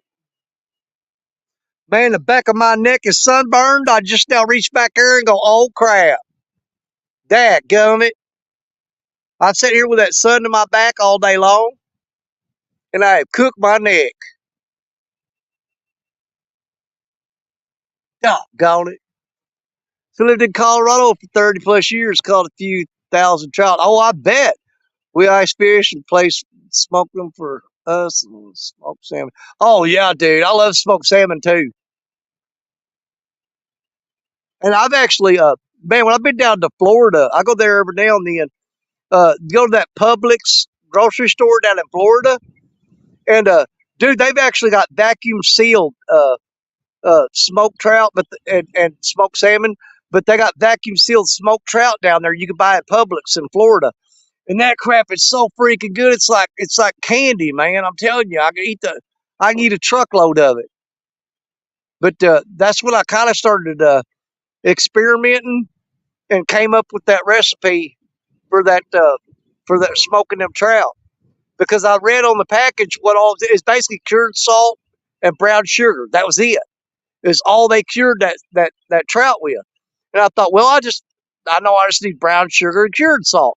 And I had to keep experimenting until I got the right amount of each one, and I perfected it. And then after that, it was just all history, man. I just started making my own.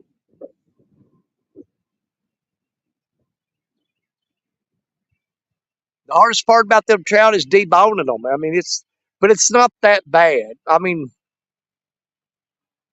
if you'll cure the trout fillets first, here's the thing: you fillet the trout and then put them in this salt and brown sugar brine. Now, this is not a wet; it's a dry rub. But when you put it in there and you seal the container, it draws that moisture out of the fish, and that sugar, that salt will turn liquid. And then you take them out and you rinse them off just a little, and you pat them dry and put them on the smoker. But before you put them on the smoker, after you have cured those trout, if you take the fillets and bend them just a little bit, toward the skin side, all those little pin bolts pop straight up. And you just take your finger and just pull them all out like that. When you bend the fillet, they pop up real high, because something about that cure that you put them in, it makes them bones try to come out of the meat. You can sit there and pick them all out. It's a little bit of work, but it's worth it, because a lot of people won't eat trout because it says too many pin bones. But if you will take the pin bones out after you cure the fillet, it is so much easier. I mean, it is way easier to take them because you can see them better, and they'll pop right out of there.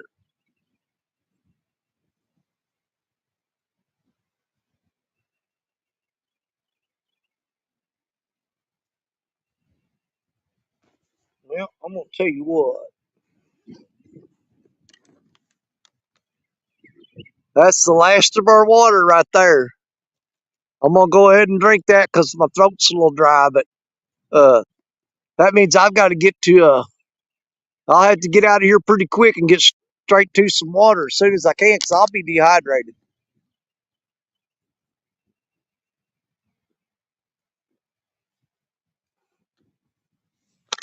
That's all she wrote. Gone. Where'd that bird go? I seen the shadow. Our Mountain Dews are empty. Our water's empty. The place that smoked for you would also vacuum seal them. Man, that's just too cool, man. I would love to find a place to do that. I mean, I could do it myself, but if I get somebody else to do it, I'd rather have somebody else do it. But it's not that big of a deal. I mean, I could do it myself.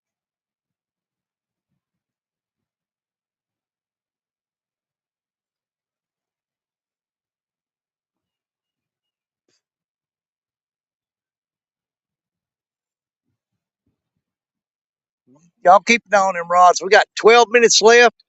Uh, I'm gonna go ahead and start picking some of this stuff up. Like I said, we got 12 minutes left, but I'm gonna get some stuff packed up, and then we'll go till 4 o'clock, and I'll come tell you guys bye and all that good stuff. But we'll turn the camera where you can see the rods, and I'm gonna start packing some of this stuff up.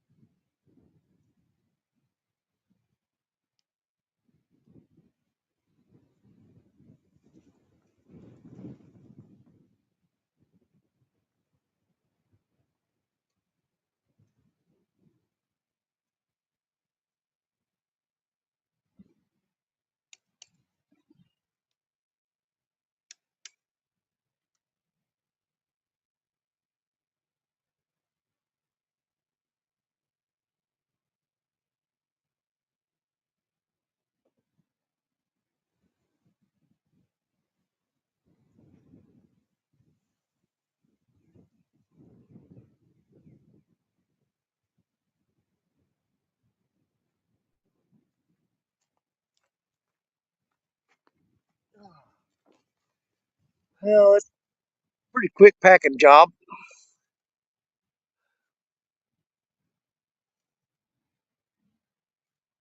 So we'll just finish it out watching these 4 rods. We still got 4 rods set out.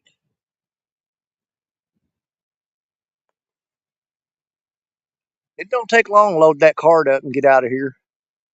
I got 4 more rod holders and 4 rods. I got to fold up my chair, my tripod, and basically just throw it on that cart, and we just roll our butts right on out of here. We'll give it 8 more minutes. We got 8 more minutes, and then we'll tell everybody bye. I know we got there. Man, there's going to be several people going live. If they ain't live already, they may already be live. I don't know. I know you got Lance McCoo guy coming on tonight with the River Cats Tackle Show. You got Daryl with Trophy Seekers Outdoors. He's got a show he's doing this afternoon.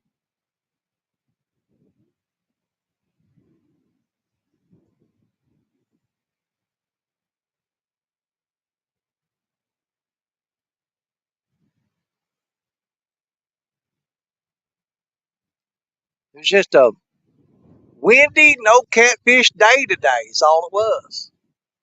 But that's all right. We was out here doing our thing. You know, a lot of people I've noticed have gotten scared to go live. Let's see, Burrito Lady is live. Okay, Burrito's live. Lisa's live. Okay, good deal. Good deal. Well, we'll send everybody over there as soon as we're done here. We got about a little more 5 more minutes.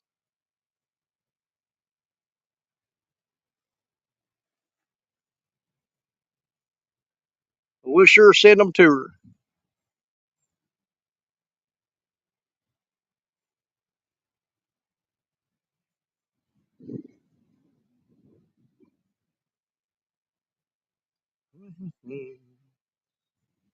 Let's see, we got 30. Well, she's already live. Tell you what, we're gonna just call it early. We'll do that. We're just gonna go ahead on and we'll get ready to shut it down. But appreciate you, Mike. Thanks for letting me know she's live so we can send people over there.